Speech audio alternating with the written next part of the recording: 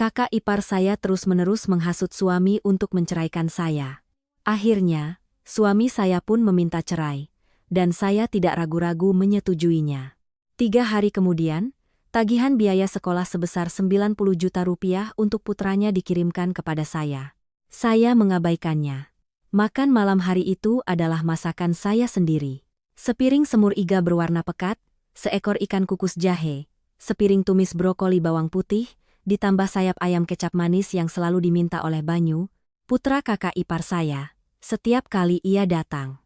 Saya berdiri di dapur selama hampir 2 jam, terus-menerus mengangkat dan menurunkan wajan. Bau minyak yang menyatu dengan uap panas membuat tenggorokan saya tercekat dan perut saya mual. Saya tahu tubuh saya berbeda akhir-akhir ini. Hanya mencium bau amis atau minyak saja sudah membuat saya tidak nyaman, tapi saya tetap menahannya tanpa mengeluh sedikit pun. Sore itu, baru lewat jam 3, kakak iparku, Ratih, sudah datang membawa putranya. Dia begitu terbiasa dengan rumah ini sehingga begitu mendorong pintu, dia langsung melempar sandalnya sembarangan di jalan masuk, merebahkan diri di sofa, dan menonton video-video berisik dari ponselnya hingga membuat kepala pusing. Tawa melengkingnya dan musik yang memekakkan telinga dari ruang tamu terdengar sampai ke dapur, bercampur dengan suara ibu mertua saya yang duduk di meja makan sambil mengupas kacang, sembari mengeluh bahwa lantai yang saya pel belum bersih, dan Ratih saat berkunjung sebelumnya masih melihat debu di sudut sarang laba-laba. Saya melirik jam di ponsel, 17.40. Biasanya suami saya, Baskara, baru pulang jam 6 sore. Saya mencuci tangan, menyiapkan nasi, menata piring dan sendok garpu, mencoba membuat segalanya lebih rapi dari biasanya. Hari ini adalah hari yang ingin saya simpan khusus untuk kami berdua. Saya berencana setelah makan malam akan memberitahunya tentang bayi di dalam kandungan saya. Saya sudah hamil 2 bulan. Minggu lalu saat periksa di rumah sakit bersalin, dokter bilang detak jantung janin bagus, janin menempel kuat, semuanya baik-baik saja. Sepanjang perjalanan pulang dari rumah sakit, saya menangis bahagia. 7 tahun menikah, bukan berarti kami tidak pernah menginginkan anak, hanya saja setiap kali berharap, selalu gagal. Kali ini saya ingin memilih waktu makan malam yang hangat untuk memberitahunya, tetapi Ratih datang. Dia selalu muncul di saat yang sangat tepat, saking tepatnya terkadang saya tidak tahu apakah itu kebetulan atau disengaja. Setiap kali saya hendak membicarakan sesuatu yang pribadi dengan suami, entah itu soal uang, ibu mertua, atau anak, dia pasti akan muncul. Suasana yang tadinya tenang pun menjadi kacau balau. Baru saja saya meletakkan hidangan sayap ayam di meja, Banyu sudah mengulurkan tangan hendak mengambilnya. Ratih segera menepis tangan putranya, dengan nada seolah-olah mengajarinya sopan santun tetapi matanya melirik saya dengan penuh arti. Tunggu pamanmu pulang dulu, makan itu harus ada aturannya. Selesai berkata, dia mengambil sepotong sayap ayam, membolak-baliknya lalu tersenyum sinis. Kelihatannya gosong begini, pasti kebanyakan kecap manis. Kalau aku yang masak, penghasilan puluhan juta sebulan pun tidak akan makan masakan seperti ini. Saya tidak menjawab, saya kembali ke dapur untuk mengambil sup. 7 tahun menjadi menantu, saya belajar satu hal, di rumah ini semakin banyak menjelaskan, semakin rugi. Saya bicara satu kalimat, Ratih akan membalasnya menjadi 10 kalimat. Saya bereaksi sedikit, dia akan langsung menangis, mengungkit jasa-jasanya, penderitaannya, dan betapa sulitnya menjadi seorang janda yang membesarkan anak sendirian. Ibu mertua saya akan langsung membela putrinya. Sedangkan Baskara, dia biasanya diam.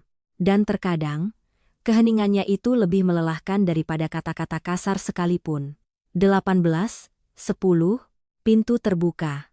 Baskara masuk ke rumah dengan kemeja yang masih rapi, rambutnya tertata, dan aroma parfum yang lembut. Tahun ini dia berusia 35 tahun, menjabat sebagai kepala departemen teknis di sebuah perusahaan teknologi di Jakarta, dengan penghasilan yang cukup baik. Di luar, semua orang mengatakan dia adalah pria sukses yang peduli pada keluarga. Ibu mertua saya selalu membanggakan kehebatan putranya kemana-mana. Sedangkan putrinya, meskipun pernah gagal dalam pernikahan, tetap hidup berkecukupan karena dibantu oleh adiknya. Baskara menyapa ibunya, kakaknya, lalu menatap saya sekilas sebelum pergi mencuci tangan. Ratih segera mengikutinya dari belakang, suaranya dibuat-buat seolah penuh dengan penderitaan. Baskara, kamu pulang tepat waktu. Istrimu hari ini belanja macam-macam lagi. Tadi sore aku lihat kurir mengantar 3 kardus besar. Mencari uang itu susah, bukan seperti memetik daun dari pohon. Baskara keluar dari kamar mandi dengan wajah muram. Dia menatap saya, kamu beli apa lagi? Saya hendak mengatakan bahwa itu adalah perlengkapan untuk ibu hamil, 2 kotak susu, beberapa set pakaian longgar, dan beberapa buku tentang kehamilan. Tapi melihat Ratih yang berdiri di sampingnya dengan tangan terlipat dan ibu mertua yang sudah mengangkat kepala menunggu, saya menelan kembali kata-kata itu. Aku membeli barang-barang yang diperlukan. Barang keperluan apa sampai 3 kardus? Ratih tertawa. Di rumah terus, tidak bekerja. Setiap hari pakai baju longgar dan celana karet saja sudah cukup. Jangan boros-boros. Saya berbalik menatap lurus ke arahnya. Mungkin karena di dalam perut saya saat itu tidak hanya ada saya seorang. Untuk pertama kalinya setelah sekian lama saya tidak ingin lagi menahan diri. Uang yang aku pakai adalah uangku sendiri. Begitu kalimat itu keluar, seluruh meja makan menjadi hening. Ratih adalah orang pertama yang bereaksi, wajahnya langsung menjadi gelap. Kalian semua dengar itu? Makan di rumah suami, tinggal di rumah suami, tapi masih bilang uangku sendiri. Adikku bekerja keras menghidupi seluruh keluarga. Kamu enak-enakan di rumah, masih berani membeda-bedakan uang siapa. Ibu mertua saya juga meletakkan mangkuknya. Suaranya pelan tapi tajam. Kamu sudah menikah, jangan terus-terusan memikirkan harta dari keluargamu. Suami istri itu satu kesatuan. Seharusnya semua disatukan untuk keluarga suami. Saya menoleh ke arah Baskara. Saya menunggunya mengucapkan satu kalimat yang adil. Satu kalimat saja sudah cukup. Bahwa saya tidak pernah menghabiskan uangnya secara boros. Bahwa sejak kami menikah, tidak jarang saya yang menanggung pengeluaran rumah tangga. Bahwa Ratih dan putranya sering datang makan, les tambahan, biaya sekolah, asuransi. Banyak sekali pengeluaran yang selama ini saya yang tangani. Tapi Baskara hanya menatap saya dengan tatapan dingin yang asing. Kalau kamu masih bicara seperti itu, lebih baik kita cerai saja. Saya mendengarnya seolah-olah salah dengar. Sebuah kalimat cerai diucapkan begitu entengnya seperti menepis sebutir debu di bahu. Di sebelahnya, Banyu mengambil kesempatan untuk menyambar sayap ayam dan memasukkannya ke dalam mulut, mengunyah dengan berisik. Bibir Ratih sedikit menyunggingkan senyum. Senyum yang sangat cepat tapi saya masih sempat melihatnya. Ibu mertua saya terus mengupas kacang seolah-olah kalimat barusan hanyalah percakapan biasa saat makan malam. Saya menatap pria yang telah saya cintai selama 10 tahun, menikah selama 7 tahun. Dulu waktu kuliah, dia pernah berdiri di bawah asrama menunggu saya sejak pagi buta hanya untuk memberikan sebungkus nasi uduk. Keluarga saya saat itu menentang keras karena perbedaan status sosial kami, karena orang tua saya takut saya akan menderita jika menikah jauh. Tapi saya tetap mengikutinya ke Jakarta. Saya meninggalkan pekerjaan saya yang stabil di kampung halaman, mengabaikan kemarahan orang tua saya, hanya karena percaya bahwa pria ini akan mencintai saya sampai akhir. Tahun pertama pernikahan kami, dia memang sangat baik. Akhir pekan diajak makan di luar. Hari libur selalu ingat membelikan hadiah. Saat pulang kampung selalu membawa oleh-oleh untuk orang tua saya. Segalanya berubah sejak Ratih bercerai dan membawa anaknya tinggal di sini.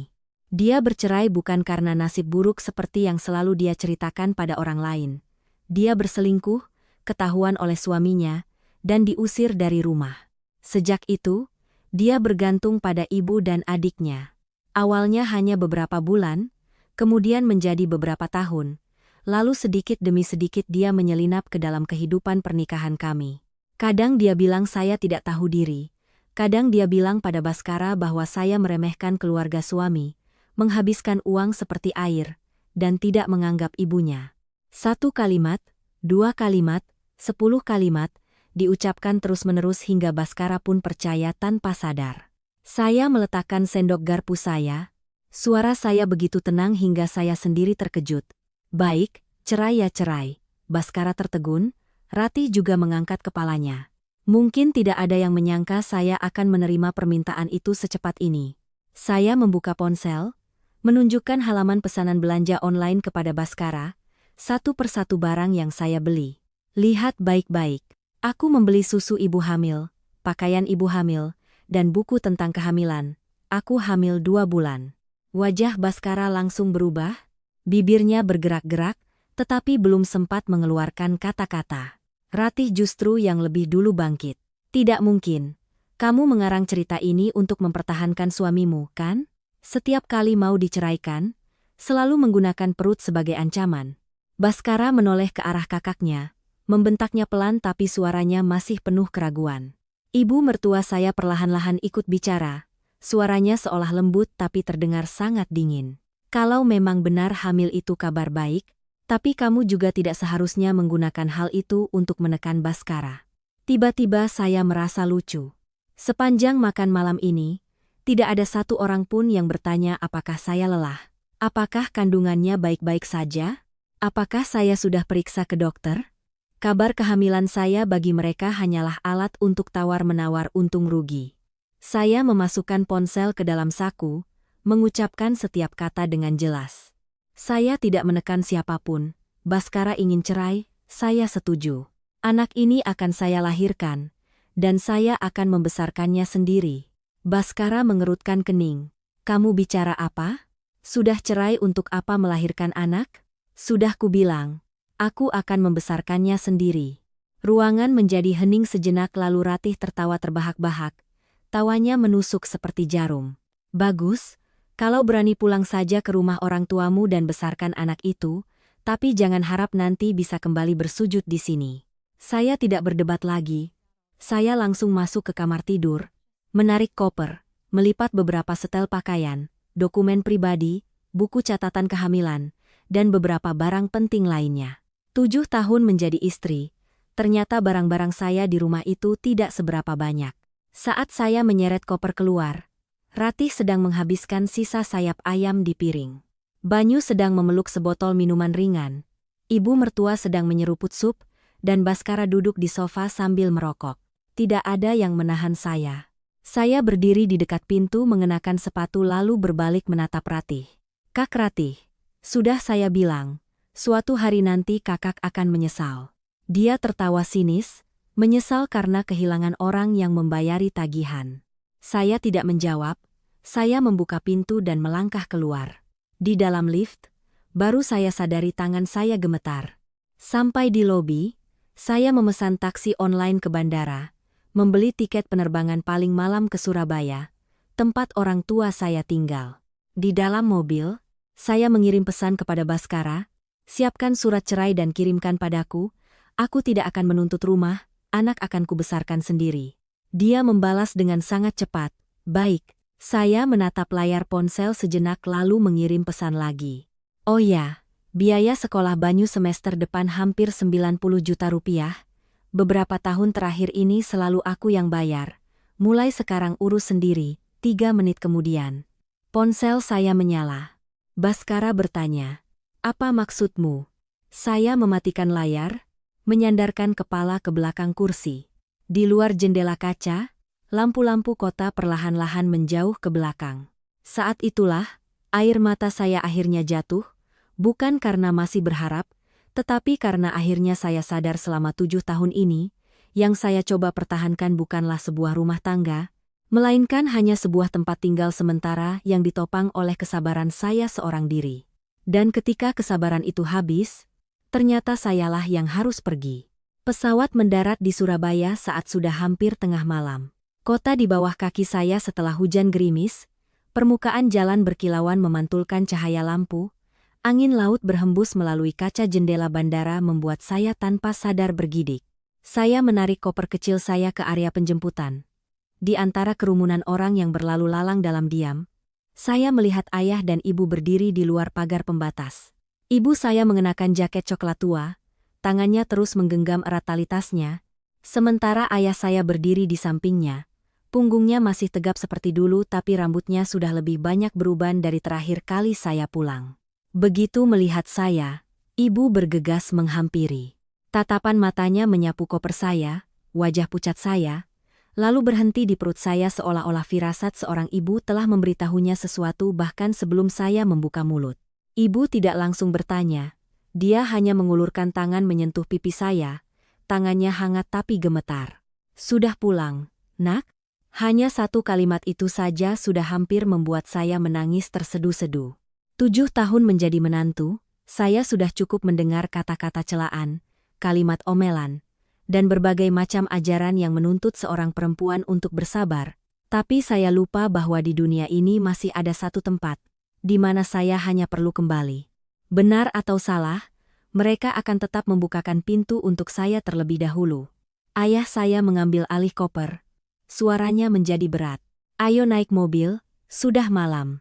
Dalam perjalanan pulang, mobil melewati jalan-jalan yang sudah akrab. Warung soto ayam di ujung gang sudah tutup. Toko kelontong di samping SMA saya dulu masih memasang papan nama yang sama. Pohon ketapang di depan gerbang kompleks perumahan sudah tumbuh begitu besar hingga kanopinya menutupi sebagian jalan. Saya menatap keluar jendela. Tiba-tiba merasa seperti seseorang yang baru saja melakukan perjalanan sangat jauh.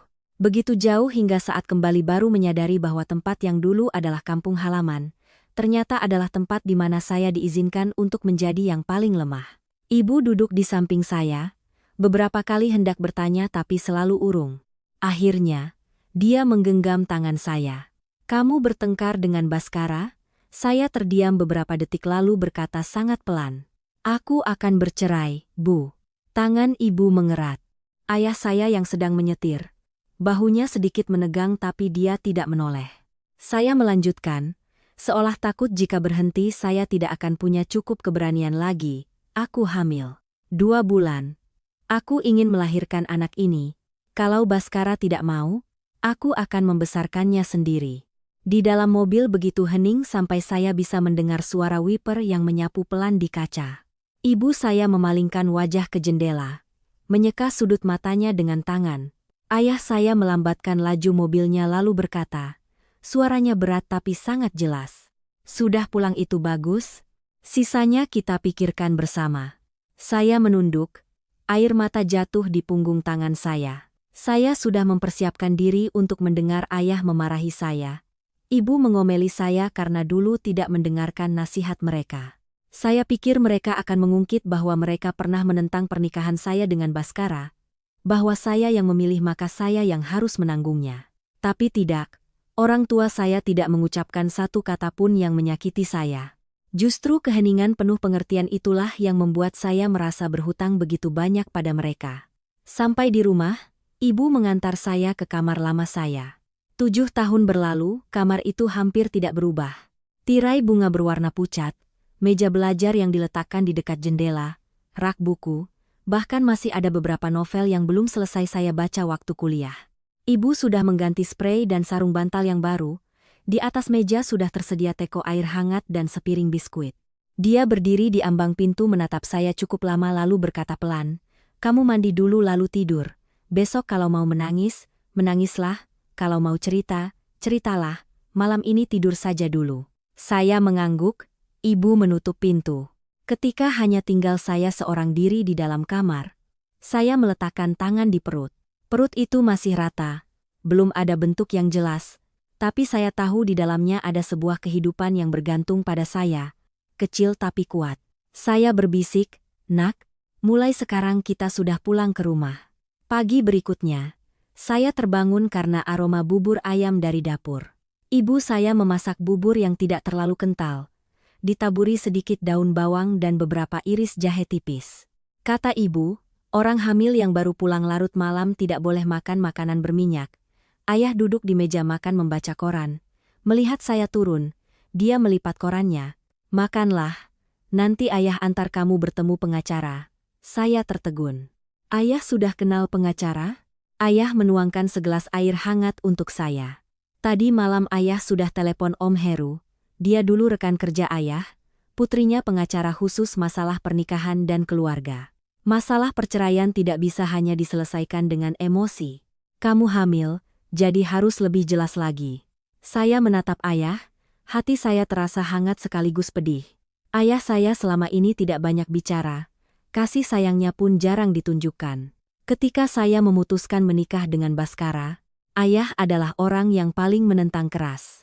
Hari mengantar saya ke bandara untuk ikut suami, ayah hanya berkata satu kalimat, "Kalau terlalu menderita, pulanglah." Saat itu saya masih marah, mengira ayah tidak percaya pada cinta saya. Sekarang saya baru mengerti, itu bukanlah sebuah larangan, melainkan sebuah pintu yang sengaja ayah siapkan untuk saya.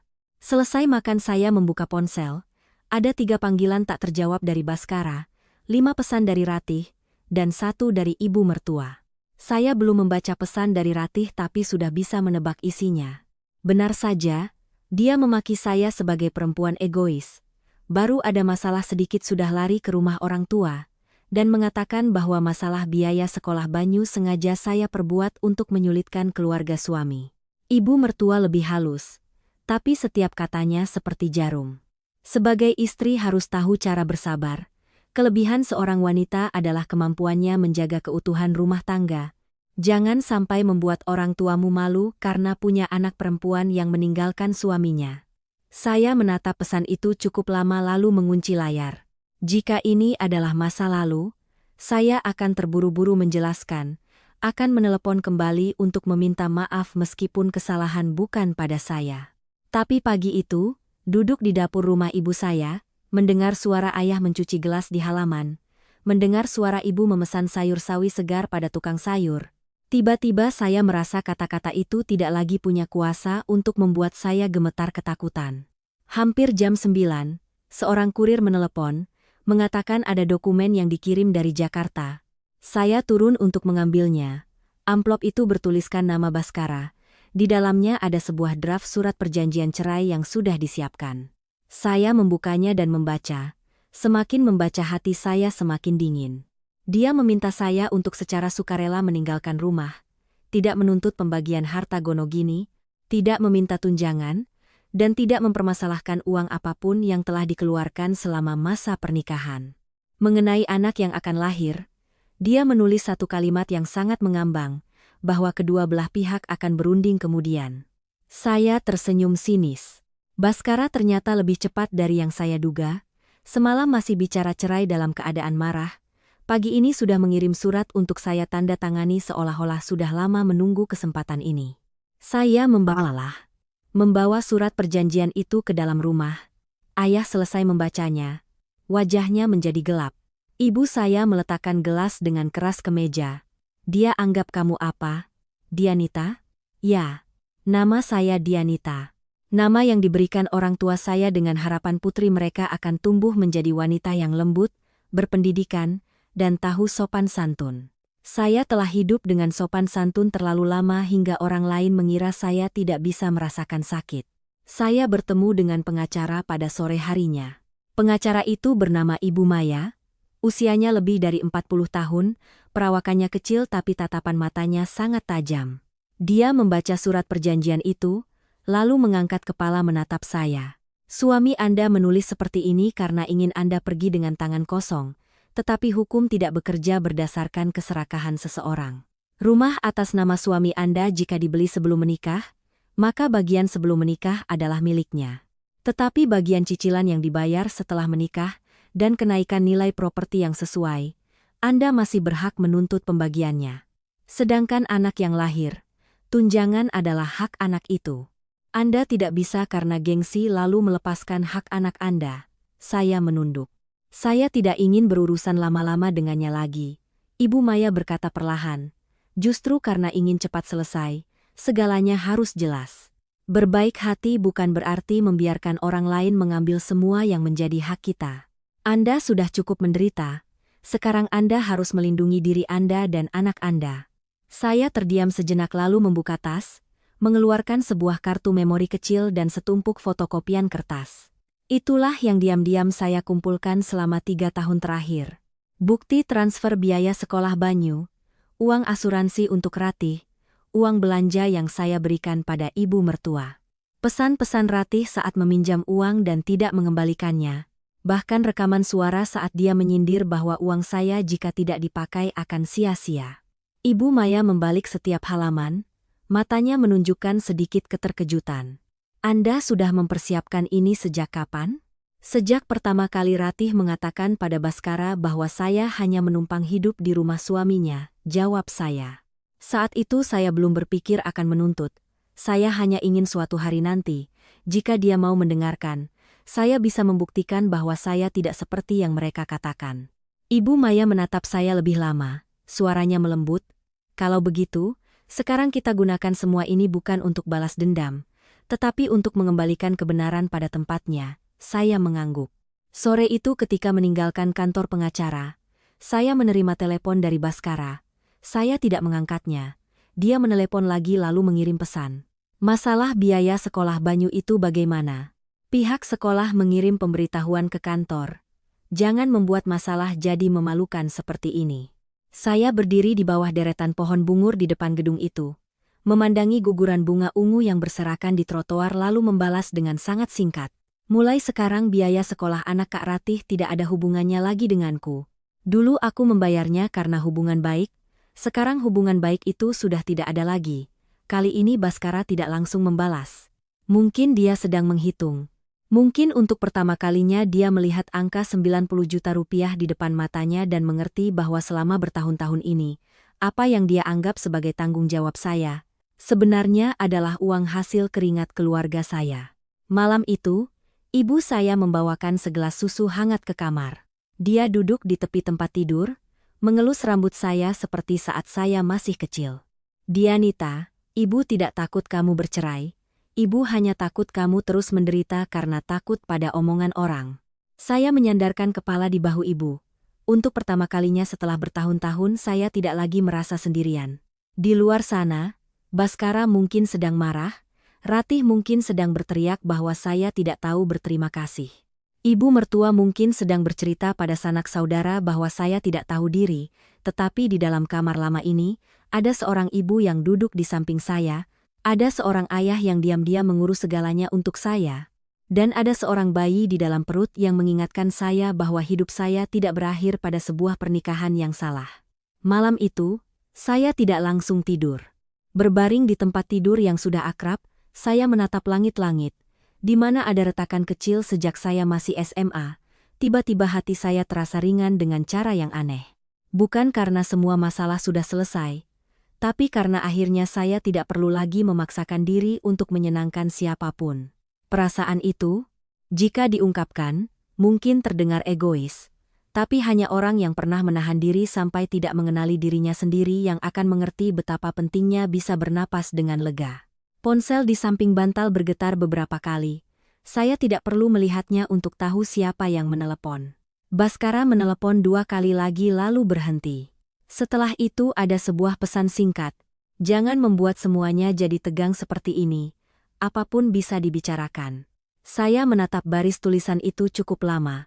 Dulu setiap kali dia berkata bisa dibicarakan, yang harus mengalah selalu saya. Saya bicara, dia mendengarkan, lalu memilih untuk percaya pada orang lain. Sekarang ketika saya tidak mau bicara lagi, dia justru bilang bisa dibicarakan. Ada hal-hal yang jika sudah terlewat waktunya, meskipun dibicarakan, hanya akan menjadi terlambat. Saya tidak membalas, saya mematikan ponsel, meletakkan tangan di perut.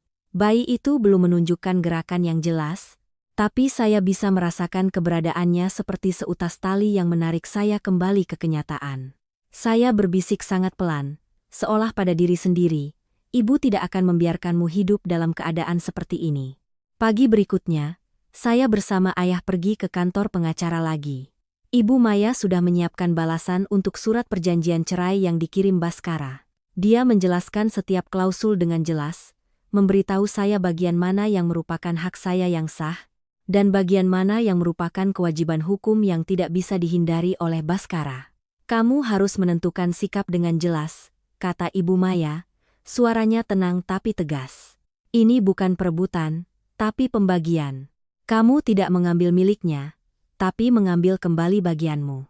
Saya mengangguk. Kata-kata itu terdengar rasional, tapi untuk benar-benar menerimanya adalah hal lain. Selama 7 tahun, saya sudah terbiasa untuk mundur selangkah, terbiasa berpikir bahwa dalam keluarga tidak seharusnya ada hitung-hitungan. Tapi pada akhirnya, justru karena saya tidak pernah berhitung, orang lain menganggap semuanya adalah milik mereka. Ibu Maya membuka laptopnya. Menunjukkan tabel ringkasan pengeluaran yang telah saya berikan. Setiap angka muncul dengan jelas. Dingin, tanpa emosi, tapi justru membuat jantung saya berdenyut nyeri. Uang sekolah Banyu dari tahun ke tahun, uang belanja bulanan untuk ibu mertua, uang asuransi untuk Ratih, uang untuk membeli perabotan rumah, biaya perbaikan, biaya berobat. Semuanya dijumlahkan menjadi angka yang bahkan saya sendiri sebelumnya tidak pernah mau menghitungnya. Kamu sudah menghabiskan lebih dari 500 juta rupiah selama 7 tahun, kata Ibu Maya. Sementara penghasilanmu selama itu hampir tidak ada. Semuanya dari uang pribadimu sebelum menikah. Ini adalah poin yang sangat penting. Saya menatap tabel angka itu, di kepala saya terlintas setiap kejadian. Saat Banyu masuk kelas 1, Ratih menangis-nangis mengatakan tidak punya cukup uang untuk membayar biaya sekolah. Saya mentransfernya. Saat ibu mertua mengeluh sakit pinggang dan butuh uang untuk akupunktur, saya mengirimkan tambahan. Saat Baskara bilang harus berhemat untuk melunasi cicilan rumah, saya semakin tidak berani menyentuh uangnya. Semua hal itu, saat saya melakukannya, saya pikir adalah hal yang wajar bagi seorang istri. Tidak disangka pada akhirnya justru hal-hal wajar itulah yang menjadi bukti paling jelas atas ketidakadilan. Siang hari, saat saya baru saja tiba di rumah, telepon kembali berdering. Kali ini saya melihat nama Baskara di layar. Saya ragu sejenak lalu mengangkatnya. "Kamu di mana?" tanyanya. Suaranya terdengar lebih lembut dari hari sebelumnya. "Di rumah orang tua. Aku mau bicara denganmu." "Bicaralah." Di seberang sana hening beberapa detik. Baskara menghela napas. "Tentang biaya sekolah Banyu. Tidak bisakah kamu bantu sekali lagi? Selama ini kan kamu yang urus. Sekarang kamu berhenti mendadak seperti ini. Kakakku tidak bisa mencari gantinya secepat itu."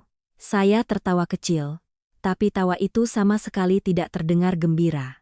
"Baskara, aku tanya satu hal padamu. Selama 7 tahun ini, apakah kamu pernah bertanya dari mana biaya sekolah Banyu berasal?" Dia tidak menjawab. "Kamu hanya tahu aku yang mengurusnya jadi kamu anggap itu adalah urusanku. Sekarang aku tidak mengurusnya lagi. Baru kamu merasa kesulitan." "Bukan aku tidak tahu," kata Baskara, suaranya sedikit gugup. "Hanya saja aku pikir itu urusan keluarga." "Benar, itu urusan keluarga," jawab saya. "Tapi aku juga bagian dari keluarga itu." "Tapi saat Kak Ratih bilang aku menumpang hidup, kamu tidak membela. Saat ibu bilang aku boros, kamu juga tidak bicara. Sampai saat aku bilang uang itu milikku, kamu malah minta cerai." Di seberang sana kembali hening. Saya tidak menunggu lagi. "Urusan Banyu mulai sekarang kamu urus sendiri. Dia keponakanmu, bukan tanggung jawabku." Saya menutup telepon sebelum dia sempat mengatakan apa-apa lagi. Tangan saya sedikit gemetar tapi hati saya sangat tenang. Mungkin setelah mengucapkan hal-hal yang sudah terlalu lama terpendam, seseorang tidak akan merasa takut lagi. Sore itu, ibu mengajak saya ke supermarket untuk membeli beberapa keperluan. Beliau memilih setiap barang dengan sangat teliti, dari susu, sayuran, hingga beberapa setel pakaian longgar untuk saya pakai di rumah. Setiap kali menatap saya, tatapan ibu melembut, seolah ingin menebus tahun-tahun di mana beliau tidak bisa berada di sisi saya. "Kamu berencana tinggal di sini selamanya?" tanya ibu. "Iya, aku akan melahirkan di sini." Ibu mengangguk tanpa bertanya lebih lanjut. Tapi saya tahu beliau sedang memikirkan banyak hal. Beliau tidak bertanya karena takut saya tertekan, tapi semua kekhawatirannya terlihat dari setiap hal kecil yang dilakukannya. Malam hari, ayah memanggil saya ke ruang tamu. Beliau meletakkan sebuah buku kecil di depan saya. "Ini buku tabungan yang ayah dan ibu siapkan untukmu sejak dulu. Waktu kamu menikah, ayah mau memberikannya tapi kamu tidak mau terima. Sekarang ambillah." Saya terdiam. "Tidak perlu, Yah, aku masih punya uang sendiri," ayah menggeleng. "Ini bukan hanya untukmu, tapi untukmu dan anakmu. Ayah dan ibu sudah tua, tidak bisa banyak membantumu. Tapi setidaknya kamu harus punya pegangan." Saya mengambil buku tabungan itu, tangan saya gemetar. Untuk pertama kalinya saya merasakan dengan jelas bahwa saya tidak kehilangan segalanya. Saya kehilangan sebuah pernikahan tapi saya masih punya keluarga, punya anak dalam kandungan, dan punya diri saya sendiri. Malam tiba, saya berbaring mendengarkan suara debur ombak dari kejauhan. Ponsel kembali menyala. Kali ini bukan Baskara, melainkan nomor tak dikenal. Saya membuka pesan itu. Dianita, kamu sudah pulang ke rumah tapi tidak bilang padaku, kamu keterlaluan. Itu Ratih. Saya membacanya tanpa membalas. Sesaat kemudian dia mengirim pesan lagi, kamu pikir cerai itu selesai? Kamu pikir kamu sudah menang?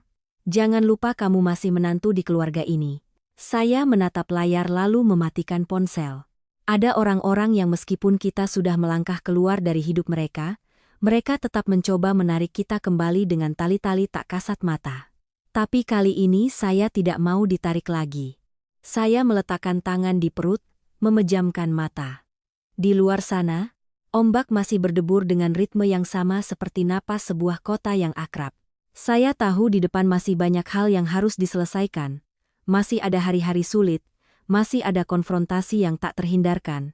Tapi setidaknya mulai hari ini saya telah memilih untuk berpihak pada diri sendiri dan saya tidak akan menoleh ke belakang lagi.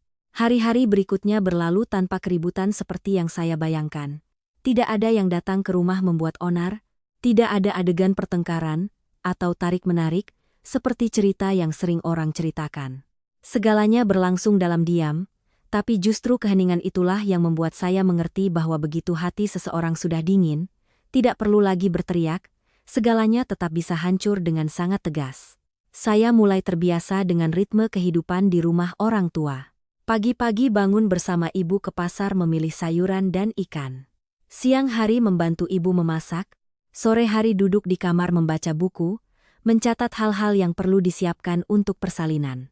Hal-hal yang tampak biasa itu, dulu saya pikir membosankan, tapi sekarang justru membuat saya merasa sangat damai. Perut saya mulai terasa sedikit kencang. Setiap kali bercermin dan melihat perubahan yang sangat kecil itu, saya merasakan kegembiraan yang samar di hati. Bayi itu terus tumbuh setiap hari, tak peduli dengan kekacauan orang dewasa. Dia tidak tahu orang tuanya sedang bersiap untuk berpisah, tidak tahu tentang perselisihan di luar sana. Dia hanya tahu untuk bergantung pada saya untuk hidup. Memikirkan itu, saya merasa harus lebih kuat. Suatu sore, ketika saya sedang mencatat perkiraan biaya untuk beberapa bulan ke depan, ayah memanggil saya ke ruang tamu. Di atas meja ada sebuah amplop besar. Di luarnya tertulis nama saya dengan jelas. Saya langsung mengenali tulisan tangan Baskara. Mungkin ada dokumen lagi yang dia kirim, kata ayah, suaranya tanpa emosi. Saya membukanya. Di dalamnya bukan draft perjanjian baru, melainkan setumpuk dokumen yang lebih tebal dengan stempel dari kantor pengacara pihak Baskara. Saya membalik setiap halaman, isinya masih sama dengan pendirian sebelumnya, tetapi kali ini ada tambahan beberapa klausul yang lebih rinci. Di antaranya ada kalimat yang menyatakan dengan jelas, jika saya sengaja mengulur-ulur waktu perceraian atau mengajukan tuntutan aset yang tidak masuk akal, pihak dia akan mempertimbangkan untuk mengajukan gugatan balik. Saya berhenti membaca di situ. Bukan karena terkejut, tapi karena saya melihat lebih jelas siapa Baskara sekarang. Dia bukan lagi pria yang pernah menunggu saya di bawah asrama. Dia berada di posisi seseorang yang ingin melindungi kepentingannya dengan segala cara, termasuk dengan mengubah saya menjadi lawannya. Ibu saya berdiri di samping, melihat sekilas beberapa halaman lalu menggelengkan kepala. Dia melakukan ini untuk menekanmu. Ayah saya merenung sejenak lalu berkata, semakin dia menekan, kita harus semakin taat hukum. Tidak ada ceritanya kamu dirugikan. Saya mengangguk. Saya membawa tumpukan dokumen itu untuk bertemu Ibu Maya keesokan harinya. Beliau membacanya dengan sangat teliti lalu meletakkannya di meja. Mereka ingin menciptakan tekanan psikologis untukmu, katanya, tapi jika kita punya cukup bukti, mereka tidak bisa berbuat apa-apa. Saya tidak ingin berlarut-larut, kata saya jujur. Saya hanya ingin menyelesaikannya. Justru karena ingin cepat, harus semakin pasti. Ibu Maya menatap saya. Baskara berpikir kamu akan melunak. Jika kamu mundur, mereka akan maju. Jika kamu tetap teguh, mereka yang harus menyesuaikan diri. Saya terdiam sejenak lalu bertanya. Jadi langkah selanjutnya apa yang harus saya lakukan? Siapkan berkas gugatan, jawabnya tegas. Kita tidak menunggu mereka lagi. kita yang proaktif. Kalimat itu membuat saya sedikit tertegun. Selama ini saya selalu menjadi pihak yang bereaksi, selalu menunggu orang lain bertindak baru mencari cara untuk menghadapinya. Ini pertama kalinya saya berada di posisi proaktif. Saya mengangguk. Baik, kita lakukan. Malam itu, saya pulang dan duduk bersama orang tua saya, menjelaskan situasinya. Ayah saya tidak banyak bertanya, hanya mendengarkan dan sesekali mengangguk. Pada akhirnya dia hanya mengucapkan satu kalimat sederhana, lakukan saja sesuai hukum, jangan takut. Ibu saya menggenggam tangan saya, suaranya lembut tapi mantap, kamu tidak sendirian lagi. Hanya dengan 2 kalimat itu, saya sudah merasa cukup kuat. 2 hari kemudian, gugatan resmi diajukan. Isinya mencakup permohonan cerai, pembagian harta bersama sesuai aturan, dan penetapan kewajiban tunjangan anak setelah lahir. Selain itu, Ibu Maya juga menyarankan untuk meninjau kembali pengeluaran yang telah saya tanggung selama masa pernikahan sebagai dasar pertimbangan saat pembagian. Selesai mengajukan gugatan, saya berdiri di depan gerbang pengadilan, memandangi orang-orang yang keluar masuk. Hati saya tidak lagi seberat sebelumnya. Saya tahu sejak saat ini segalanya telah memasuki babak baru. Bukan lagi urusan internal yang bisa diselesaikan di balik pintu tertutup, melainkan masalah yang harus dibawa ke terang. Sore itu, Baskara menelepon saya mengangkatnya. Kamu sudah mengajukan gugatan? Tanyanya langsung. Iya. Di seberang sana hening sejenak. Dianita, tindakanmu ini sudah keterlaluan. Saya tertawa sinis. Keterlaluan di bagian mana? Urusan keluarga kenapa kamu bawa ke pengadilan? Apa kata orang luar nanti? Apa kata orang luar tidak penting? Kata saya perlahan. Yang penting adalah bagaimana aku harus menjalani hidupku. Baskara menghela napas berat. Aku sudah bilang kita bisa berunding. Kamu mengirimiku draft perjanjian yang memintaku pergi dengan tangan kosong. Itu yang namanya berunding? Dia tidak langsung menjawab. Sesaat kemudian baru berkata, aku hanya berpikir itu cara yang paling sederhana. Sederhana untukmu? Jawab saya, bukan untukku. Kembali hening, saya tahu di kepalanya mulai muncul hal-hal yang sebelumnya tidak pernah dia pikirkan, tapi semuanya sudah terlambat. Apa kamu harus sampai sejauh ini? Tanyanya, suaranya merendah.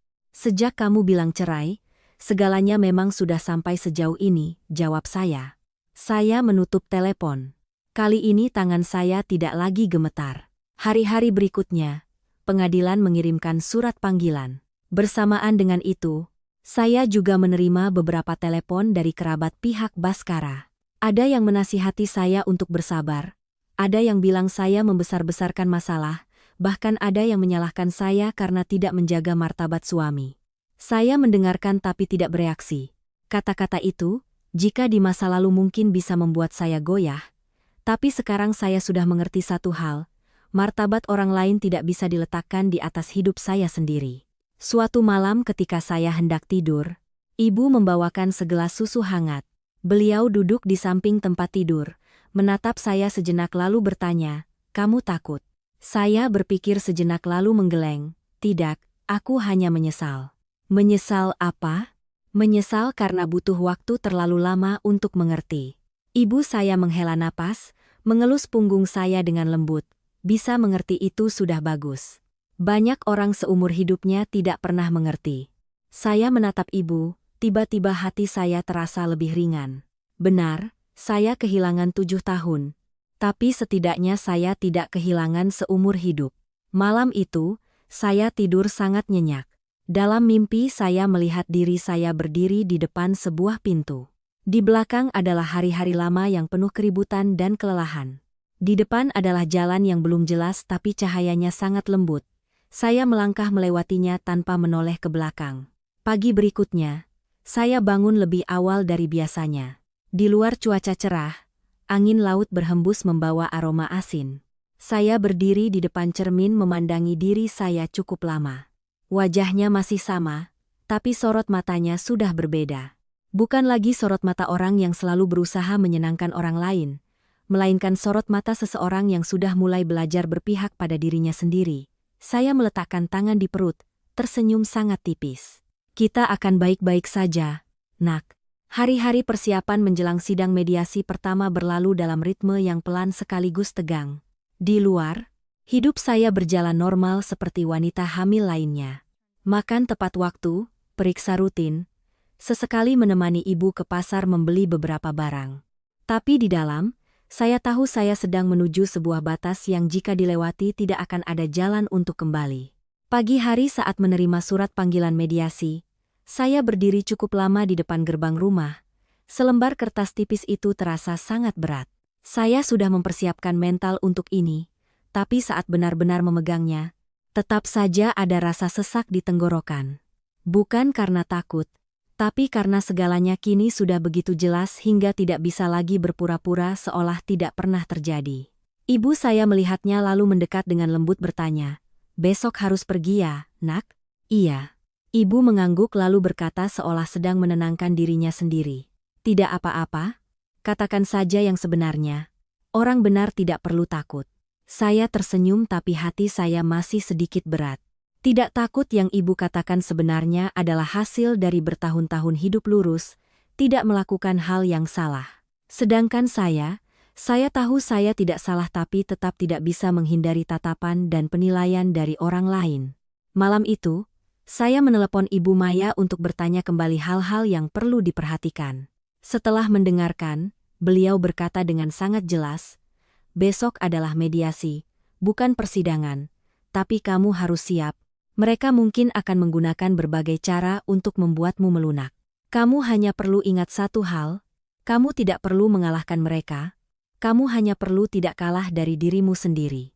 Saya terdiam beberapa detik lalu menjawab, "Saya mengerti." Setelah menutup telepon, saya duduk sendirian di kamar, tangan saya di atas perut. Bayi ini sudah mulai membuat saya merasakan keberadaannya dengan lebih jelas, bukan dengan gerakan tapi dengan kehadiran. Setiap keputusan saya sekarang bukan lagi hanya untuk saya seorang. Pagi berikutnya, ayah mengantar saya ke pengadilan. Beliau tidak banyak bicara, hanya berpesan satu kalimat sebelum saya turun dari mobil. "Tenang." Saya mengangguk, menarik napas dalam-dalam lalu melangkah masuk.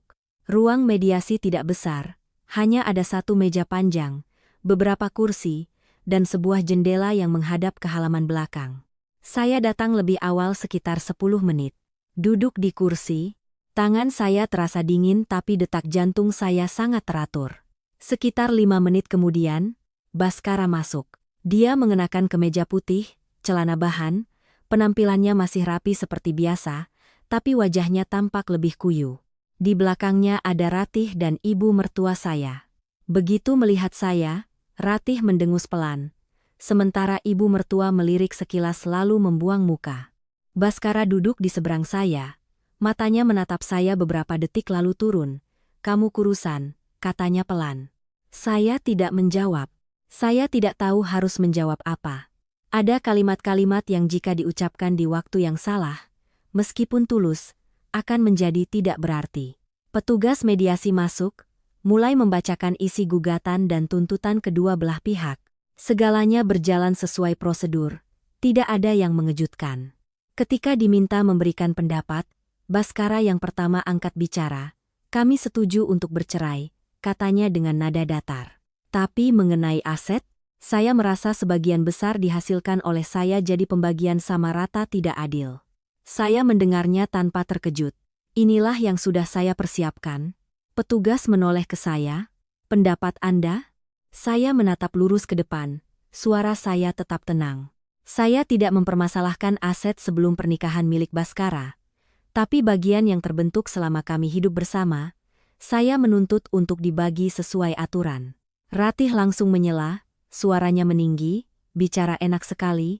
Kamu di rumah tidak menghasilkan uang tapi mau menuntut pembagian aset adik saya?"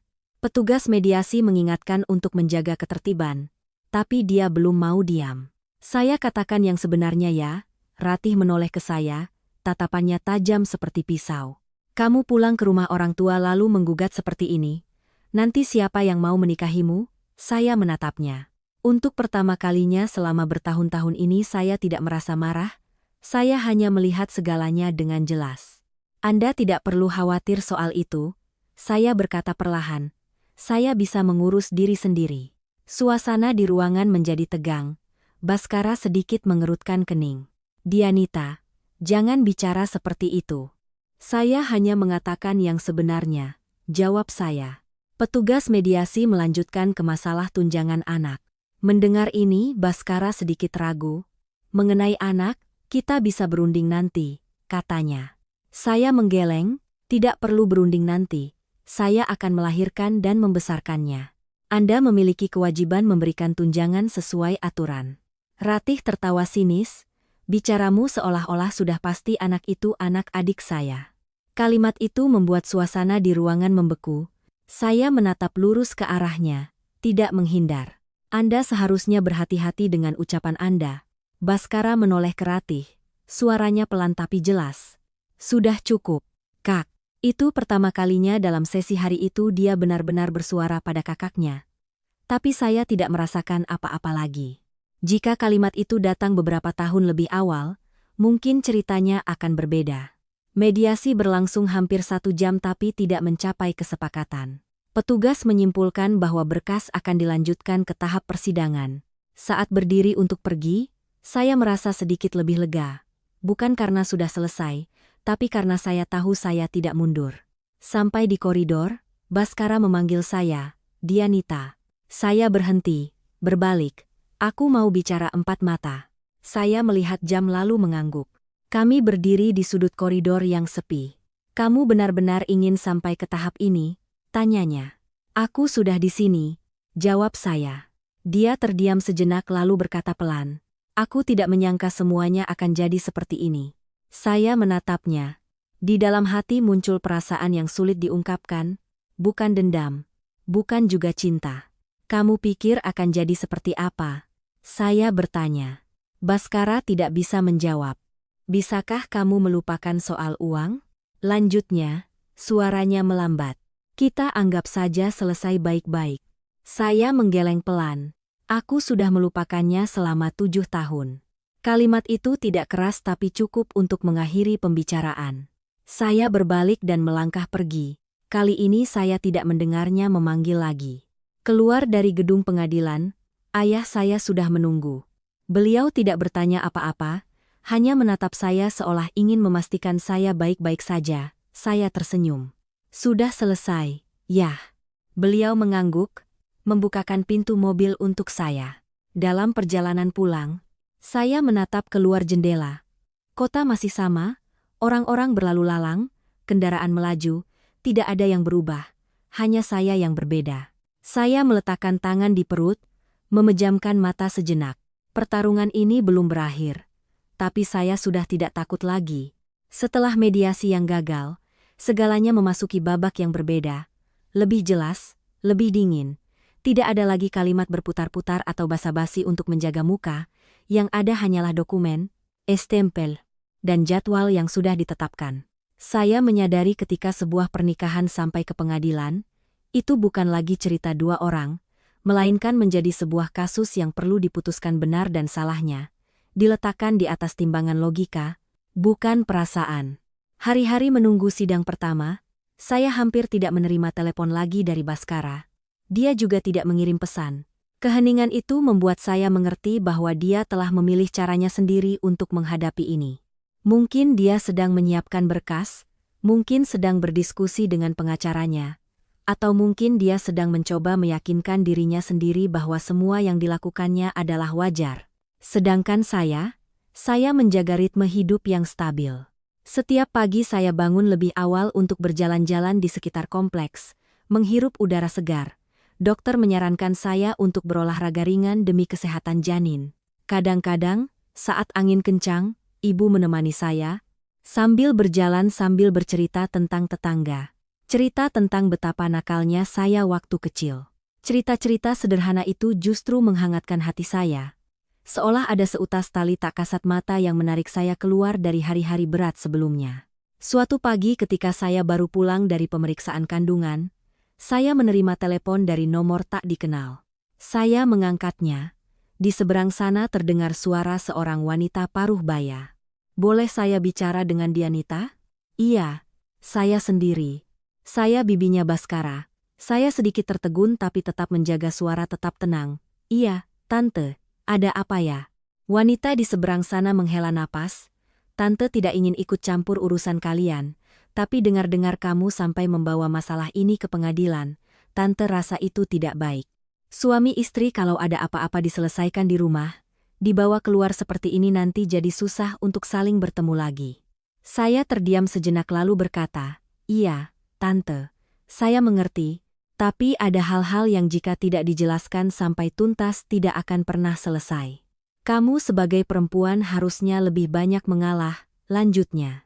Baskara itu juga temperamen tapi dia bukan orang jahat. Kamu berbuat seperti ini, dia jadi malu. Mendengar itu, tiba-tiba saya merasakan perasaan yang sangat akrab, perasaan yang telah menemani saya selama 7 tahun. Selalu saya yang harus mengalah, selalu saya yang harus memikirkan orang lain, memikirkan martabat suami, kehormatan keluarga suami, sementara perasaan saya sendiri diletakkan di urutan terakhir. Iya, jawab saya. Suara saya lembut tapi jelas. Selama ini saya sudah banyak mengalah, Tante, tapi kali ini saya ingin hidup untuk diri saya sendiri dan untuk anak saya. Di seberang sana hening beberapa detik lalu dia berkata pelan, kamu sudah berubah. Iya. Kalau saya tidak berubah, saya tidak akan menjadi diri saya lagi. Telepon berakhir, saya meletakkan ponsel. Hati saya tidak lagi bergejolak seperti dulu.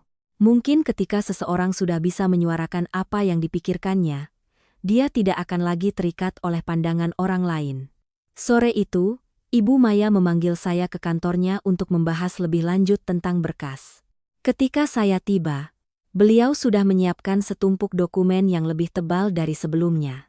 Pihak seberang sudah mengajukan berkas tambahan, katanya. Mereka berargumen bahwa sebagian besar pengeluaran rumah tangga berasal dari penghasilan Baskara dan kamu hanya mengelola, bukan berkontribusi secara nyata.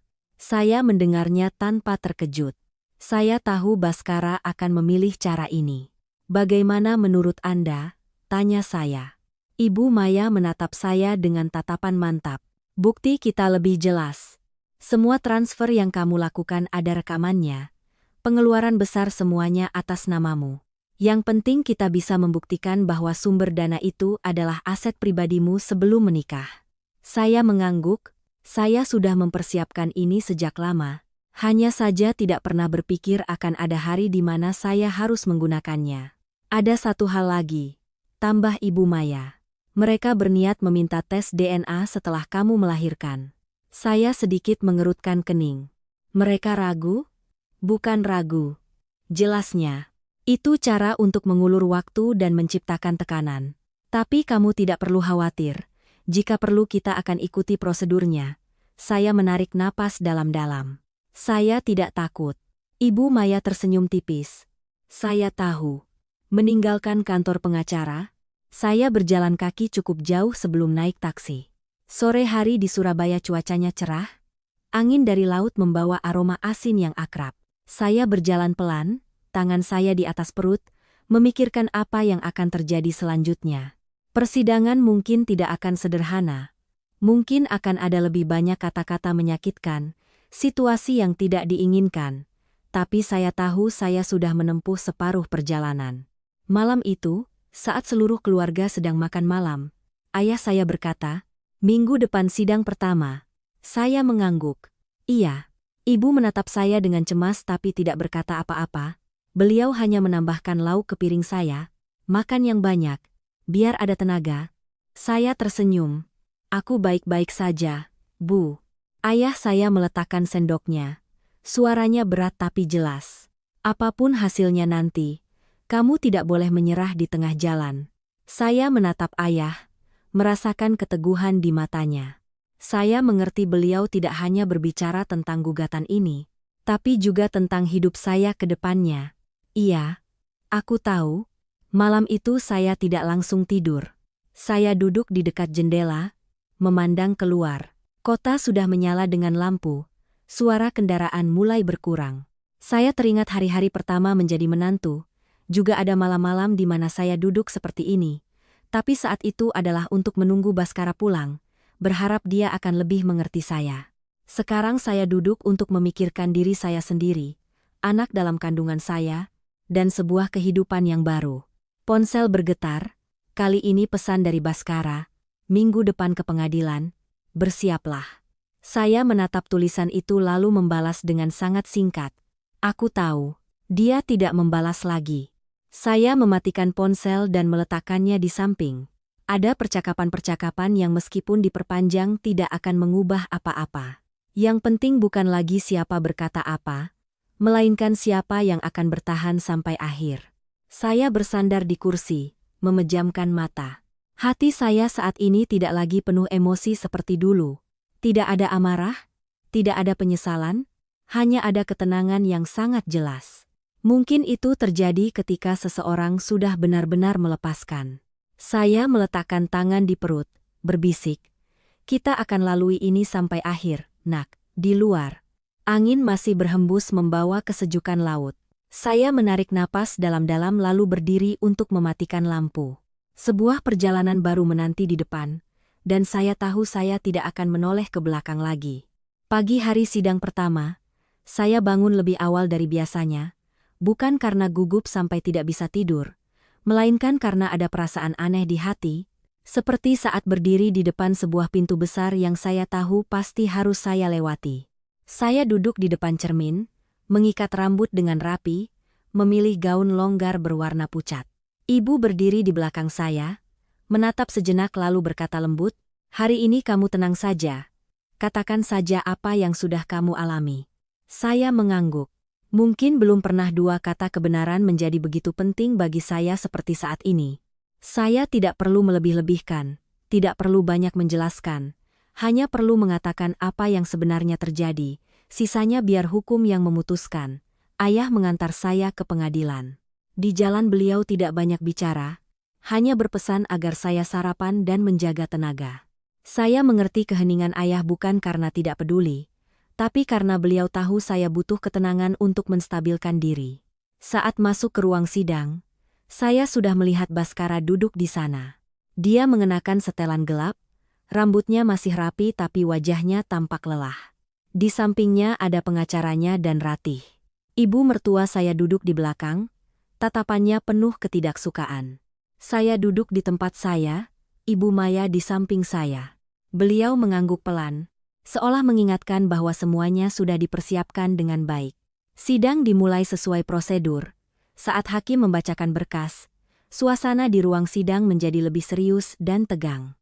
Setiap pertanyaan diajukan, setiap jawaban dicatat, tidak ada lagi ruang untuk emosi, semuanya harus jelas dan runtut. Saat giliran penggugat memberikan pernyataan, Ibu Maya berdiri, suaranya tidak keras tapi sangat jelas. "Klien saya, Ibu Dianita, selama 7 tahun pernikahan telah mengurus semua urusan rumah tangga, sekaligus menggunakan aset pribadinya untuk membiayai banyak pengeluaran bersama. Semua pengeluaran ini memiliki bukti yang konkret. Oleh karena itu kami meminta pengadilan untuk mempertimbangkan kontribusi klien saya secara penuh dalam pembagian aset." Beliau menunjukkan salinan bukti transfer satu persatu. Saya melihat angka-angka itu tanpa emosi seperti sebelumnya. Mungkin karena saya sudah menerima bahwa apa yang pernah saya berikan kini perlu diakui nilainya. Giliran pihak Baskara, pengacaranya berdiri untuk membantah. Dia berbicara cukup panjang, intinya bahwa sebagian besar pendapatan keluarga berasal dari Baskara, sementara saya hanya pengelola keuangan. Pengeluaran yang saya lakukan, menurutnya, adalah atas dasar sukarela. Saya mendengarkan tanpa menyela. Saya tahu di pengadilan semua orang punya cara bicaranya sendiri. Yang penting bukan banyak atau sedikitnya bicara, melainkan bukti. Saat hakim bertanya langsung pada saya berdiri, suara saya tetap datar. Selama pernikahan, saya tidak memiliki penghasilan tetap, karena berhenti bekerja untuk mengikuti suami ke Jakarta. Namun, saya memiliki aset pribadi sebelum menikah dan sebagian besar pengeluaran keluarga diambil dari sana. Saya tidak menyangkal pendapatan suami. Tapi saya juga tidak menerima jika semua usaha saya dianggap tidak ada. Selesai saya bicara, seluruh ruangan hening beberapa detik. Saya tidak menatap Baskara, tapi saya merasakan tatapannya tertuju pada saya. Sampai pada bagian yang menyangkut anak, suasana menjadi lebih tegang. Hakim bertanya jelas tentang tunjangan. Baskara ragu sejenak lalu berkata, "Saya tidak menolak tanggung jawab, tapi saya ingin ada konfirmasi yang jelas setelah anak itu lahir." "Saya mengerti maksud Anda, itulah yang sudah dikatakan Ibu Maya sebelumnya." Saya mengangguk. "Saya setuju untuk mengikuti prosedur hukum." Jawaban itu membuat segalanya menjadi jelas, tidak ada lagi perdebatan, tidak ada lagi keraguan. Jika perlu, saya siap menghadapi pemeriksaan apapun. Sidang berlangsung lebih lama dari perkiraan. Saat hakim menyatakan sidang ditunda untuk meninjau bukti lebih lanjut, saya merasa tubuh saya sedikit lelah. Mungkin karena harus berdiri dan duduk berkali-kali, atau mungkin karena tekanan selama beberapa jam. Keluar dari ruang sidang, saya berjalan lebih pelan.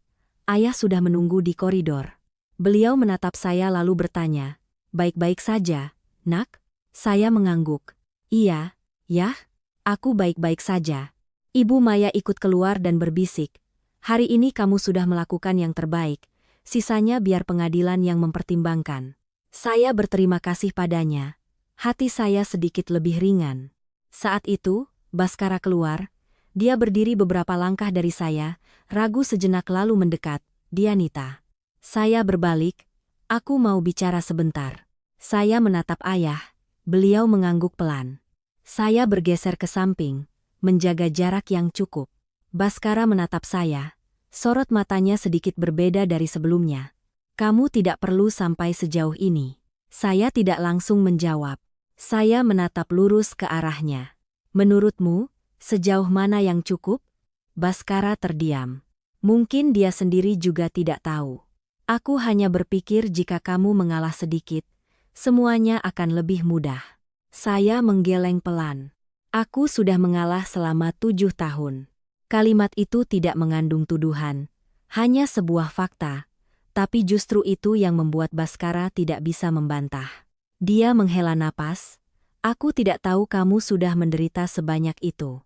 Saya menatapnya sejenak lalu berkata, "Bukan kamu tidak tahu, tapi kamu tidak mau tahu." Baskara tertegun, matanya meredup. Saya tahu kalimat itu mungkin menyakitinya, tapi itulah kebenaran yang harus dia hadapi. Saya tidak berkata apa-apa lagi, saya kembali ke tempat ayah, dan pergi bersamanya. Dalam perjalanan pulang, saya tidak banyak bicara. Saya menatap keluar jendela, melihat kota yang masih sama seperti setiap hari, tidak ada yang berubah, hanya saya yang sudah berbeda. Sampai di rumah, ibu menanyakan situasinya. Saya menceritakan secara singkat. Setelah mendengar, ibu hanya berkata satu kalimat, "Berarti kamu sudah melewati satu tahap." Saya mengangguk, "Benar, saya sudah melewati satu tahap, bukan dengan kesabaran seperti dulu, melainkan dengan pilihan saya sendiri." Malam itu, saya berbaring cukup lama sebelum tidur.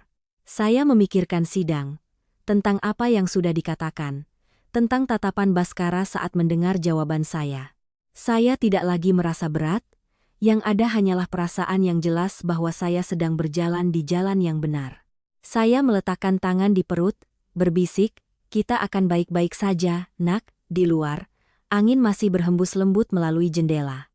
Saya memejamkan mata, membiarkan pikiran saya perlahan-lahan tenang.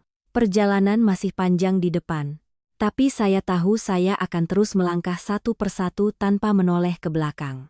Setelah sidang pertama, hidup saya tidak langsung kembali normal, tapi juga tidak lagi terganggu seperti hari-hari sebelumnya.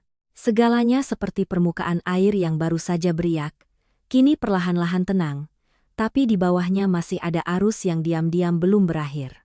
Saya mulai terbiasa setiap minggu harus menghubungi Ibu Maya untuk memperbarui status berkas. Dokumen tambahan, balasan antara kedua belah pihak, semuanya disiapkan dengan cermat. Ada hari-hari di mana saya duduk berjam-jam bersamanya untuk memeriksa kembali setiap angka, setiap detail kecil dalam bukti transfer. Saya tidak lagi merasa lelah seperti dulu, yang ada adalah fokus yang sangat jelas. Mungkin ketika seseorang tahu apa yang sedang dilakukannya dan untuk apa, kelelahan pun menjadi lebih bermakna. Suatu sore saat saya di rumah, saya menerima pesan dari Baskara. Kali ini bukan kalimat pendek seperti sebelumnya, melainkan paragraf yang lebih panjang. "Dianita, Aku sudah memeriksa kembali semua dokumen. Aku tahu kamu sudah mengeluarkan lebih banyak dari yang aku kira. Tapi kamu juga mengerti, aku tidak bisa menerima pembagian sama rata seperti itu. Aku masih ingin kita berunding lagi agar tidak perlu berlarut-larut di pengadilan. Saya selesai membaca, meletakkan ponsel di meja, tidak langsung membalas. Saya tidak lagi bereaksi terburu-buru seperti dulu.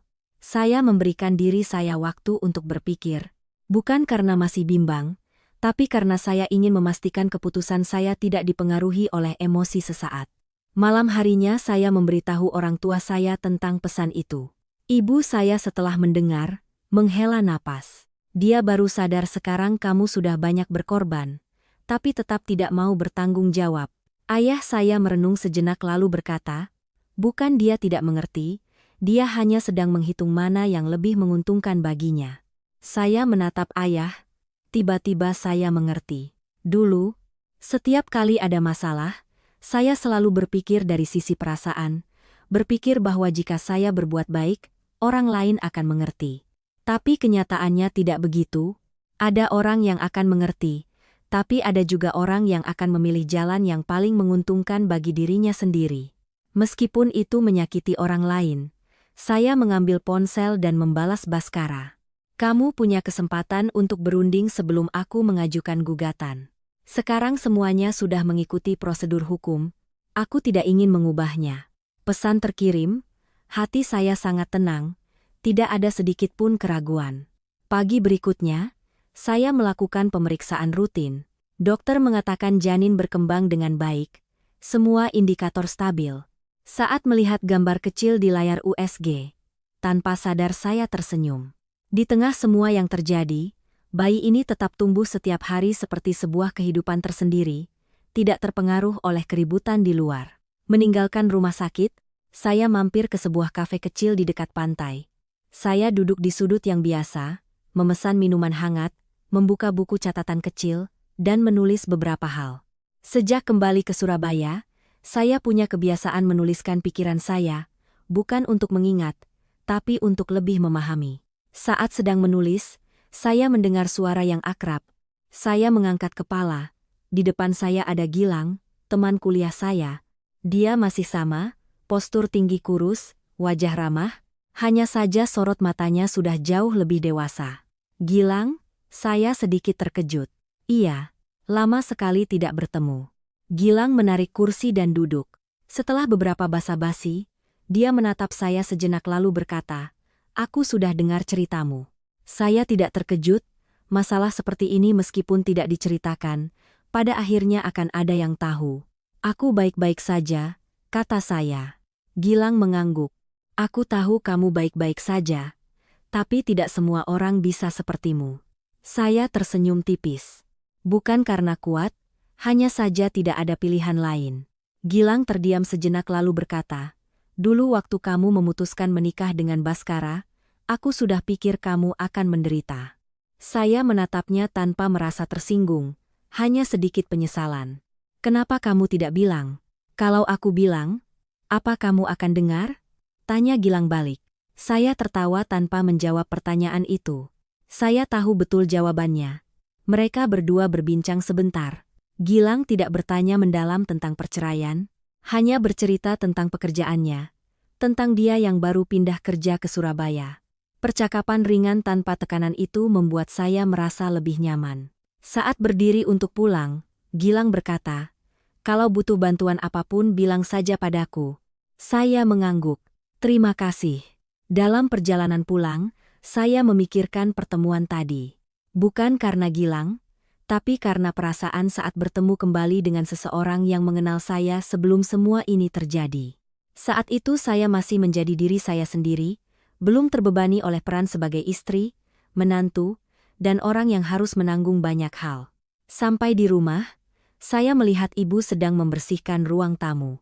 Beliau menatap saya dan bertanya, dari mana kok kelihatannya senang? Saya tersenyum, ketemu teman lama. Ibu mengangguk tanpa bertanya lebih lanjut, tapi sorot matanya melembut, seolah melihat saya sedikit lebih lega saja sudah membuatnya tenang. Malam harinya saya menerima pemberitahuan dari Ibu Maya bahwa sidang berikutnya sudah dijadwalkan.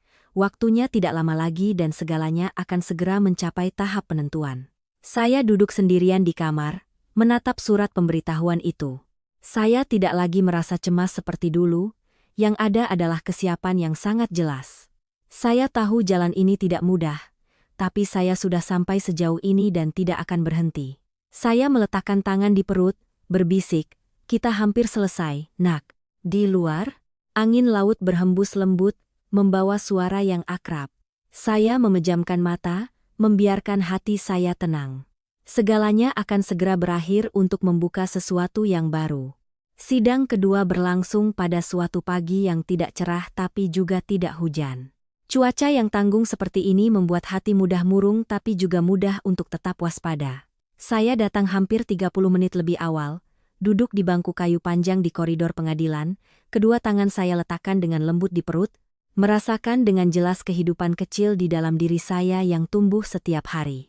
Ayah mengantar saya tapi beliau tidak ikut masuk, hanya berdiri di luar gerbang, menyalakan dan mematikan rokok yang sudah padam.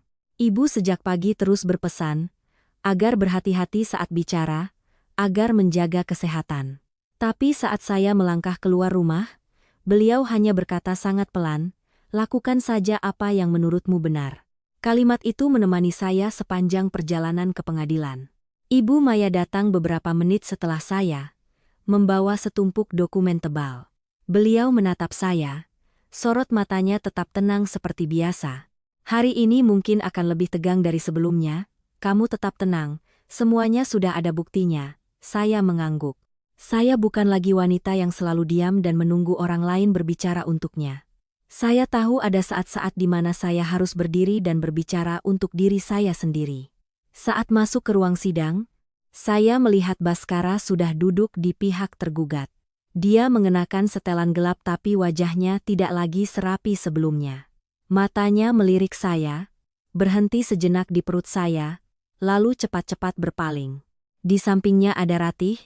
Dia masih berdandan tebal tapi raut wajahnya tampak lebih tegang. Sebelum melihat saya, dia tidak lagi menunjukkan ekspresi kemenangan seperti hari sebelumnya, melainkan kewaspadaan seolah sedang menghitung sesuatu. Sidang dimulai. Prosedur yang akrab diulang kembali tapi kali ini suasana di ruangan sangat berbeda. Tidak ada lagi keributan atau celaan seperti sidang sebelumnya. Yang ada adalah ketegangan dalam diam, seperti sebelum badai besar. Bagian pertama masih tentang pembagian aset.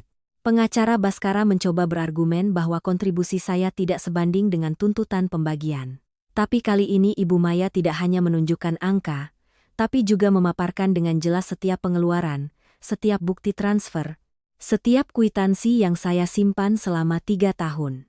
Saya menatap Baskara saat setiap angka dibacakan.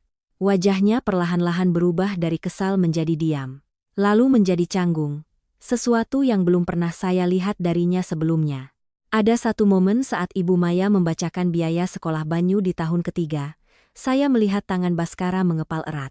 Mungkin saat itulah dia baru benar-benar menyadari bahwa apa yang saya katakan bukanlah kata-kata emosi, melainkan kebenaran yang tidak ingin dia lihat. Setelah bagian aset, sampai pada bagian terpenting yang saya tunggu-tunggu. Ibu Maya berdiri, suaranya tetap jelas, tidak tinggi tapi cukup untuk didengar semua orang di ruangan.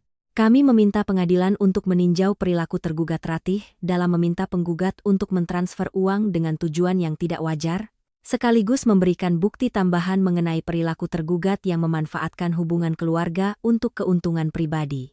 Suasana di ruangan seolah membeku. Ibu Maya membuka map dokumennya, mengeluarkan sebuah alat perekam kecil.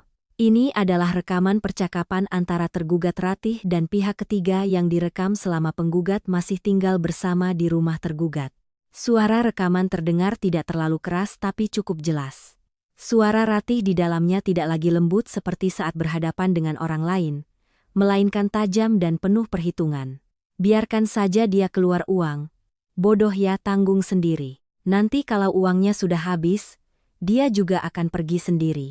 Seluruh ruangan hening, tidak ada bisikan, tidak ada gumaman, hanya keheningan yang begitu panjang hingga orang bisa mendengar napas satu sama lain. Saya tidak melirik ke arah Ratih, tapi saya tahu wajahnya saat ini pasti tidak lagi bisa tenang. Hakim meminta untuk menghentikan rekaman lalu menoleh ke pihak tergugat. Tergugat punya pendapat mengenai isi rekaman ini? Hening sejenak lalu Ratih berdiri. Suaranya gemetar tapi masih mencoba terlihat tegar. Itu bukan saya, itu editan. Ibu Maya tidak langsung bereaksi, hanya berkata dengan lembut, kami bisa menyediakan file aslinya dan meminta untuk diaudit jika perlu. Baskara saat ini menoleh ke arah Ratih. Sorot matanya bukan lagi kepercayaan seperti dulu, melainkan keraguan yang sangat jelas. Kakak bilang apa? Tanyanya pelan, tapi di ruangan yang sunyi itu, pertanyaan itu terdengar sangat jelas. Ratih tidak menjawab, dia hanya membuang muka. Saat itu, saya tahu saya tidak perlu berkata apa-apa lagi. Ada kebenaran-kebenaran yang saat sudah terungkap, tidak ada yang bisa menutupinya lagi. Sidang berlanjut dengan perdebatan lain, tapi saya tidak lagi merasa seberat di awal. Segalanya seolah sudah diletakkan pada tempatnya. Saat hakim menyatakan sidang ditunda untuk musyawarah, saya duduk diam di tempat, tangan saya masih di atas perut. Saya tidak mengharapkan sesuatu yang besar, hanya berharap segalanya diselesaikan dengan adil. Sesaat kemudian, saat semua orang mulai meninggalkan ruangan untuk menunggu putusan, Baskara mendekati saya. Dia berdiri di sana, beberapa langkah dari saya, tidak terlalu jauh, tapi juga tidak cukup dekat untuk bisa disentuh. Dianita, panggilnya, suaranya serak. Saya mengangkat kepala menatapnya. Aku tidak tahu semuanya jadi seperti ini, katanya, matanya tampak bingung. Saya menatapnya beberapa detik lalu menjawab dengan lembut. Kamu tidak tahu? Atau tidak mau tahu? Baskara terdiam, saya tidak berkata apa-apa lagi. Ada pertanyaan-pertanyaan yang saat sudah diajukan, jawabannya tidak lagi penting. Saya berdiri dan melangkah keluar ke koridor. Ayah masih berdiri di sana. Saat melihat saya, beliau mematikan rokoknya dan bertanya, "Baik-baik saja, Nak?" Saya mengangguk. "Sudah baik-baik saja, Yah." Beliau tidak bertanya lebih lanjut, hanya menepuk bahu saya pelan, sebagai bentuk dukungan tanpa kata. Saya bersandar di dinding, memejamkan mata sejenak, hati saya bukan lagi tegang, melainkan perasaan lega seolah baru saja meletakkan beban yang sudah saya bawa terlalu lama. Sidang belum berakhir, tapi saya tahu hasil akhirnya akan datang dan kali ini, apapun hasilnya, saya bukan lagi pihak yang kalah.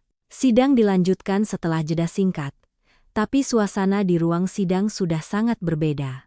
Jika pagi tadi masih ada perdebatan, sekarang segalanya seolah sudah sampai pada akhir cerita yang semua orang tahu kesimpulannya.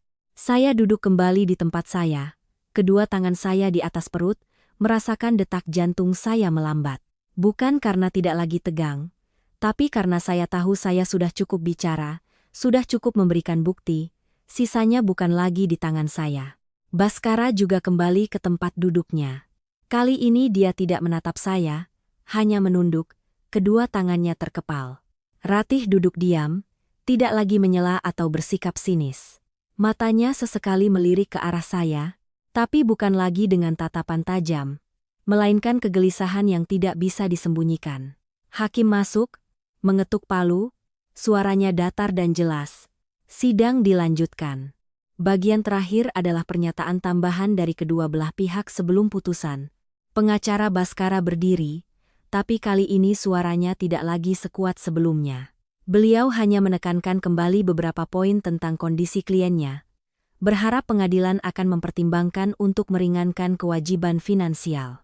Saat giliran Ibu Maya, beliau tidak banyak bicara, hanya merangkum kembali seluruh proses, dari kontribusi saya dalam keluarga, pengeluaran yang jelas, hingga perilaku Ratih yang memanfaatkan situasi, yang telah dibuktikan dengan dokumen dan rekaman. Kami tidak meminta apapun selain keadilan, kata beliau dengan suara mantap. Saya mendengar kalimat itu, hati saya tiba-tiba terasa ringan. Benar, sepanjang perjalanan ini, yang saya kejar bukanlah menang atau kalah, melainkan keadilan atas apa yang telah saya lalui. Hakim mencatat sejenak lalu menyatakan sidang ditutup untuk musyawarah.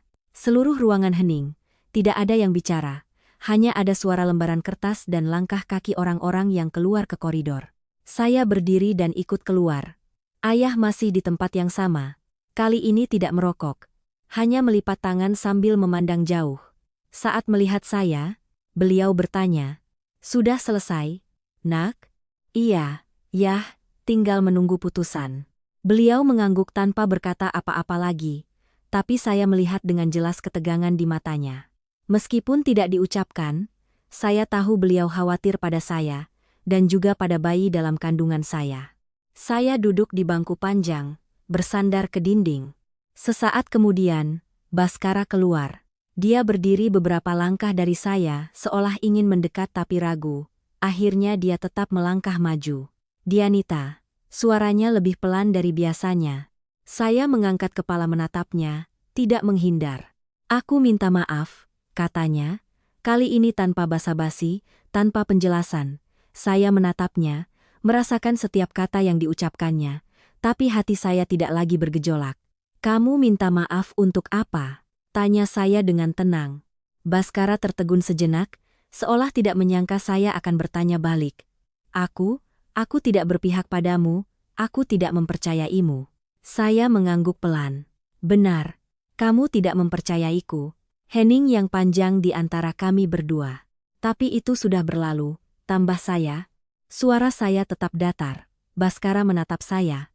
Sorot matanya ada sedikit penyesalan, tapi juga seperti orang yang baru saja kehilangan sesuatu yang baru disadari nilainya. Aku ingin memperbaikinya," katanya. Saya tersenyum sangat tipis, bukan senyum bahagia, melainkan senyum yang sudah memahami segalanya. "Ada hal-hal yang tidak bisa diperbaiki lagi, Mas." Baskara tidak berkata apa-apa lagi. Dia berdiri di sana beberapa detik lalu berbalik pergi.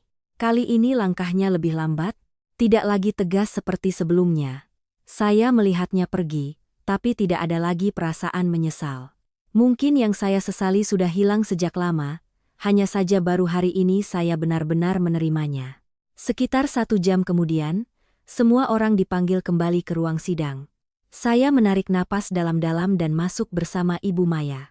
Ayah tetap di luar, tapi saya tahu beliau mengawasi setiap langkah saya. Saat semua sudah duduk, hakim mulai membacakan putusan. Suaranya datar dan jelas, setiap kata seolah dipertimbangkan dengan matang. Mengenai pernikahan, pengadilan mengabulkan gugatan cerai saya. Hubungan suami istri antara saya dan Baskara resmi berakhir. Saya mendengar kalimat itu tanpa rasa sakit, hanya kelegaan yang sangat jelas, seolah sebuah pintu telah tertutup dan tidak akan terbuka lagi. Mengenai aset, pengadilan berdasarkan bukti-bukti yang telah diajukan, menetapkan aset bersama selama masa pernikahan dan memutuskan pembagiannya dengan mempertimbangkan pihak yang berkontribusi lebih banyak. Mendengar bagian ini, saya tidak berusaha mengingat setiap angkanya, hanya tahu bahwa apa yang telah saya keluarkan tidak diabaikan. Mengenai uang yang telah saya keluarkan untuk biaya sekolah dan hidup Banyu, pengadilan mengabulkan permintaan pengembalian sebagian berdasarkan bukti-bukti dan adanya unsur pemanfaatan. Ratih saat itu menunduk tanpa berkata apa-apa. Saya tidak melihatnya dan tidak ingin melihatnya. Terakhir, mengenai kewajiban tunjangan untuk anak dalam kandungan saya, pengadilan menetapkan tanggung jawab sesuai dengan hukum yang berlaku meskipun kami telah bercerai. Saat hakim selesai membaca, seluruh ruangan tetap hening. Tidak ada tepuk tangan, tidak ada reaksi keras, hanya tatapan mata yang saling beradu, masing-masing dengan pikirannya sendiri. Saya duduk diam beberapa detik lalu berdiri. Ibu Maya menyentuh tangan saya dengan lembut. "Sudah selesai," katanya. Saya mengangguk. Saat melangkah keluar dari ruang sidang, saya melihat ayah. Beliau tidak bertanya apa-apa, hanya menatap saya sangat lama lalu mengangguk. Saya mengerti, bagi beliau, asalkan saya tidak dirugikan, itu sudah cukup. Sampai di luar gerbang, saya berhenti sejenak, menengadah ke langit. Cuaca masih sama, tidak terik, tidak hujan. Tapi di hati saya, sebuah badai telah berlalu. Ponsel saya bergetar. Pesan dari Gilang. "Sudah selesai?" Saya membalas. "Sudah." Sesaat kemudian, dia membalas lagi.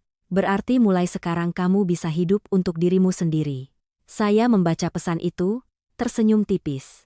Benar, mulai sekarang saya tidak lagi terikat oleh hal-hal yang bukan milik saya. Saya meletakkan tangan di perut, berbisik, "Kita mulai lagi ya, Nak." Di dalam, Bayi itu seolah merespons dengan gerakan yang sangat lembut. Saya melangkah perlahan tapi pasti, seperti cara saya berjalan selama ini. Setelah hari putusan pengadilan, hidup saya tidak langsung berubah drastis seperti yang dibayangkan orang. Tapi ada satu hal yang sangat jelas. Saya tidak lagi ditarik mundur oleh masa lalu. Segalanya di belakang saya seperti pintu yang sudah benar-benar tertutup. Tidak ada lagi celah bagi siapapun untuk masuk. Hari-hari pertama, saya menghabiskan sebagian besar waktu di rumah, bukan karena sedih, tapi karena saya ingin memberikan diri saya waktu yang cukup untuk menata kembali segalanya. Ibu saya tetap bangun pagi seperti biasa, memasak, bersih-bersih, sesekali bertanya dengan sangat sederhana, "Hari ini badanmu enak?" Ayah lebih pendiam, tapi setiap pagi beliau selalu membuatkan segelas air hangat, meletakkannya di meja, lalu pergi keluar, seolah itu adalah hal yang wajar yang selalu dilakukannya. Suatu sore saat saya sedang duduk di balkon, memandangi jalan kecil di depan rumah, ibu duduk di samping saya merajut baju untuk bayi. Beliau tidak menatap saya, hanya berkata perlahan, "Kamu merasa lega?" Saya berpikir sejenak lalu mengangguk. "Iya, Bu, jauh lebih lega." Ibu berhenti merajut, menghela napas panjang. "Itu sudah cukup. Hidup ini tidak perlu hal-hal besar. Asalkan bisa hidup tanpa beban di hati, itu sudah baik." Kalimat sederhana itu membekas sangat lama di benak saya. Seminggu kemudian, saya mulai kembali ke rutinitas yang lebih teratur. Saya periksa kandungan sesuai jadwal, melakukan olahraga ringan yang disarankan dokter, dan sesekali menemani ibu ke pasar memilih bahan makanan. Hal-hal yang tampak sangat biasa, tapi bagi saya saat ini memberikan kedamaian yang sebelumnya saya lewatkan. Selama itu, Baskara beberapa kali menelepon. Pertama kali saya tidak angkat, kedua kali juga begitu. Sampai yang ketiga kalinya, saya menatap layar cukup lama lalu tetap membiarkan ponsel saya diam. Bukan karena masih marah, tapi karena saya tidak tahu harus bicara apa lagi. Hal-hal yang perlu dibicarakan sudah selesai di pengadilan. Hal-hal yang seharusnya dia mengerti, sudah seharusnya dia pahami sejak lama. Suatu malam saat saya sedang membaca buku, ponsel kembali bergetar. Kali ini sebuah pesan. "Aku sudah transfer uang sesuai putusan. Kalau kamu butuh apa-apa lagi untuk anak, bilang saja." Saya selesai membaca tanpa langsung membalas. Saya meletakkan ponsel dan menatap langit-langit. Kalimatnya tidak salah. Bahkan terkesan bertanggung jawab, tapi saya tidak lagi merasa itu adalah hal yang saya tunggu-tunggu. Sesaat kemudian, saya hanya membalas dengan sangat singkat. "Sudah aku terima. Tidak lebih, tidak kurang." Saya tahu mulai sekarang, antara saya dan dia hanya ada satu hubungan, yaitu anak dalam kandungan saya. Selain itu tidak ada lagi. Hari-hari berikutnya, saya mulai berpikir lebih serius tentang pekerjaan. Saya tidak bisa selamanya di rumah meskipun orang tua saya bisa merawat saya. Tapi saya mengerti saya butuh kehidupan yang mandiri. Bukan hanya untuk diri saya sendiri, tapi juga untuk anak yang akan lahir. Saya membuka kembali pengalaman yang pernah saya miliki, memikirkan apa yang bisa saya lakukan. Dulu, saya bekerja di bidang akuntansi. Pekerjaan stabil tapi cukup mengikat. Setelah semua yang saya lalui, saya tidak ingin kembali ke pekerjaan yang saya lakukan hanya karena tanggung jawab. Saya ingin melakukan sesuatu yang membuat saya merasa berarti. Suatu pagi saat sedang sarapan bersama orang tua, saya berkata, "Aku mau buka toko kecil." Ibu saya mengangkat kepala, sedikit terkejut. "Toko apa, Nak?" "Sementara ini aku berpikir untuk menjual makanan sehat. Masakan siap saji untuk para pekerja. Aku lihat di daerah kita belum banyak yang seperti itu." Ayah saya meletakkan mangkuknya, menatap saya sejenak lalu bertanya, "Kamu sudah pikirkan matang-matang?" Saya mengangguk. Belum ada rencana yang lengkap, tapi aku mau mulai mencari tahu. Aku tidak mau hanya di rumah. Ayah saya tidak menentang, juga tidak langsung setuju. Beliau hanya berkata, "Apapun yang mau kamu lakukan, lakukan sampai tuntas, jangan setengah-setengah." Saya mengangguk, aku mengerti. Hari-hari berikutnya, saya mulai mencari tahu tentang tempat, biaya, dan pemasok. Saya tidak terburu-buru. Selangkah demi selangkah, sambil belajar. Ada hari-hari di mana saya berjalan kaki seharian hanya untuk melihat beberapa tempat yang disewakan, Pulang ke rumah dengan lelah tapi hati saya terasa sangat jelas. Dalam proses itu, Gilang muncul lebih sering dalam hidup saya. Bukan dengan cara yang heboh atau mencoba masuk, tapi sangat alami. Kadang dia hanya mengirim pesan menanyakan apakah saya sudah makan. Kadang dia mengirimkan beberapa informasi tentang pemasok bahan makanan sehat yang dia temukan. Suatu kali saat saya sedang berdiri di depan sebuah ruko kecil di dekat pasar, bimbang apakah harus menyewanya atau tidak. Gilang menemani saya. Tempat ini bagus, katanya setelah melihat sekeliling. Bagus tapi harganya sedikit mahal, jawab saya. Gilang mengangguk. Sedikit mahal tapi lokasinya bagus. Yang penting kamu sanggup atau tidak mengerjakannya. Saya menatapnya dan tertawa.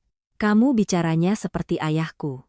Aku juga berpikir begitu. Gilang ikut tertawa. Kami berdiri di sana sebentar, tidak banyak bicara, tapi saya merasakan adanya dukungan yang sangat lembut, tanpa tekanan, tanpa ikatan, hanya ada seseorang di samping saya saat saya membutuhkannya. Malam itu, saya pulang ke rumah dan berpikir cukup lama. Saya menyadari setelah semuanya, yang saya butuhkan bukanlah seseorang yang sempurna, melainkan seseorang yang mengerti saya, menghormati saya, dan tidak membuat saya harus memaksakan diri untuk menjaga sebuah hubungan.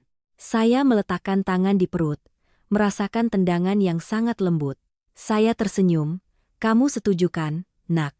Di luar sana, kehidupan terus berjalan tanpa menunggu siapapun. Dan saya juga begitu, saya tidak lagi diam di tempat. Saya tahu di depan masih banyak kesulitan. Tapi kali ini saya tidak lagi takut karena saya tidak lagi sendirian. Hari-hari setelah saya memutuskan untuk menyewa tempat, hidup saya memasuki ritme baru, lebih sibuk tapi juga jauh lebih jelas. Saya tidak punya waktu lagi untuk berpikir yang tidak-tidak. Setiap hari ada saja yang harus dikerjakan. Dari hal terkecil seperti memilih jenis sayuran, mencari pemasok daging segar, hingga menghitung biaya dan menata ulang ruang toko agar nyaman. Toko yang saya sewa berada di sudut jalan yang tidak terlalu besar tapi dekat dengan pemukiman padat. Pagi hari ada pasar, sore hari banyak pekerja pulang, sangat cocok dengan konsep yang saya rencanakan. Hari pertama menerima kunci, saya berdiri di tengah ruangan yang masih kosong, dinding belum dicat, lantai masih berdebu, tapi hati saya terasa sangat hangat. Bukan karena indah, tapi karena untuk pertama kalinya setelah bertahun-tahun, saya melakukan sesuatu yang sepenuhnya milik saya. Ibu saya menemani hari itu. Beliau melihat sekeliling lalu berkata, "Tempat ini kalau direnovasi rapi pasti bagus, tapi kamu harus jaga kesehatan. Jangan semua dikerjakan sendiri." Saya tersenyum, "Aku tahu, Bu, aku kerjakan pelan-pelan." Tapi meskipun bilang pelan-pelan, nyatanya saya tetap bekerja keras. Siang hari saya mondar-mandir, mencari tukang, memilih bahan, malam hari saya duduk menghitung pembukuan. Kadang saking lelahnya, begitu berbaring saya langsung tertidur. Tidak ada waktu lagi untuk memikirkan masa lalu. Ayah saya tidak banyak bicara, tapi setiap pagi beliau mengantar saya ke toko, sore harinya menjemput. Kadang saat cuaca sangat panas, saya memintanya untuk istirahat di rumah, beliau hanya menjawab, "Ayah masih bisa, biarkan ayah yang antar." Saya tidak membantah lagi. Ada kasih sayang yang tidak perlu banyak diucapkan, cukup dimengerti saja sudah cukup.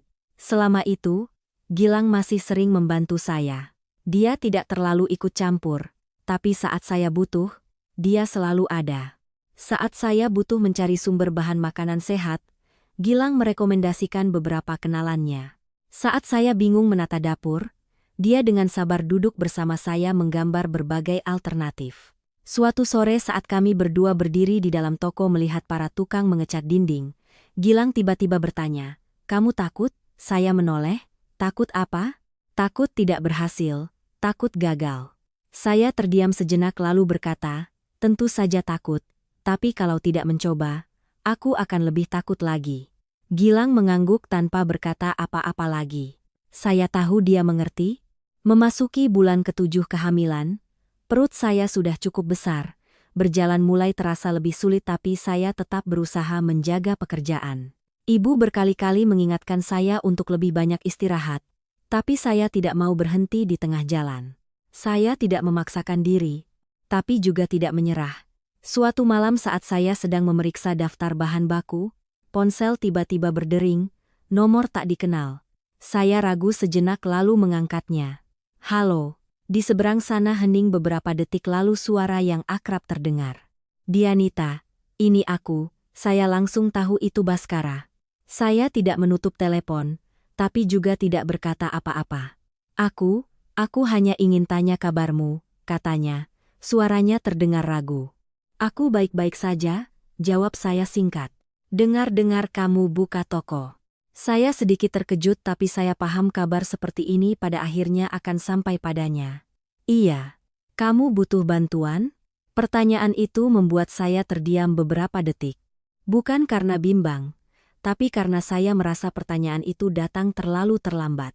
Tidak perlu, kata saya. Di seberang sana kembali hening. Dianita.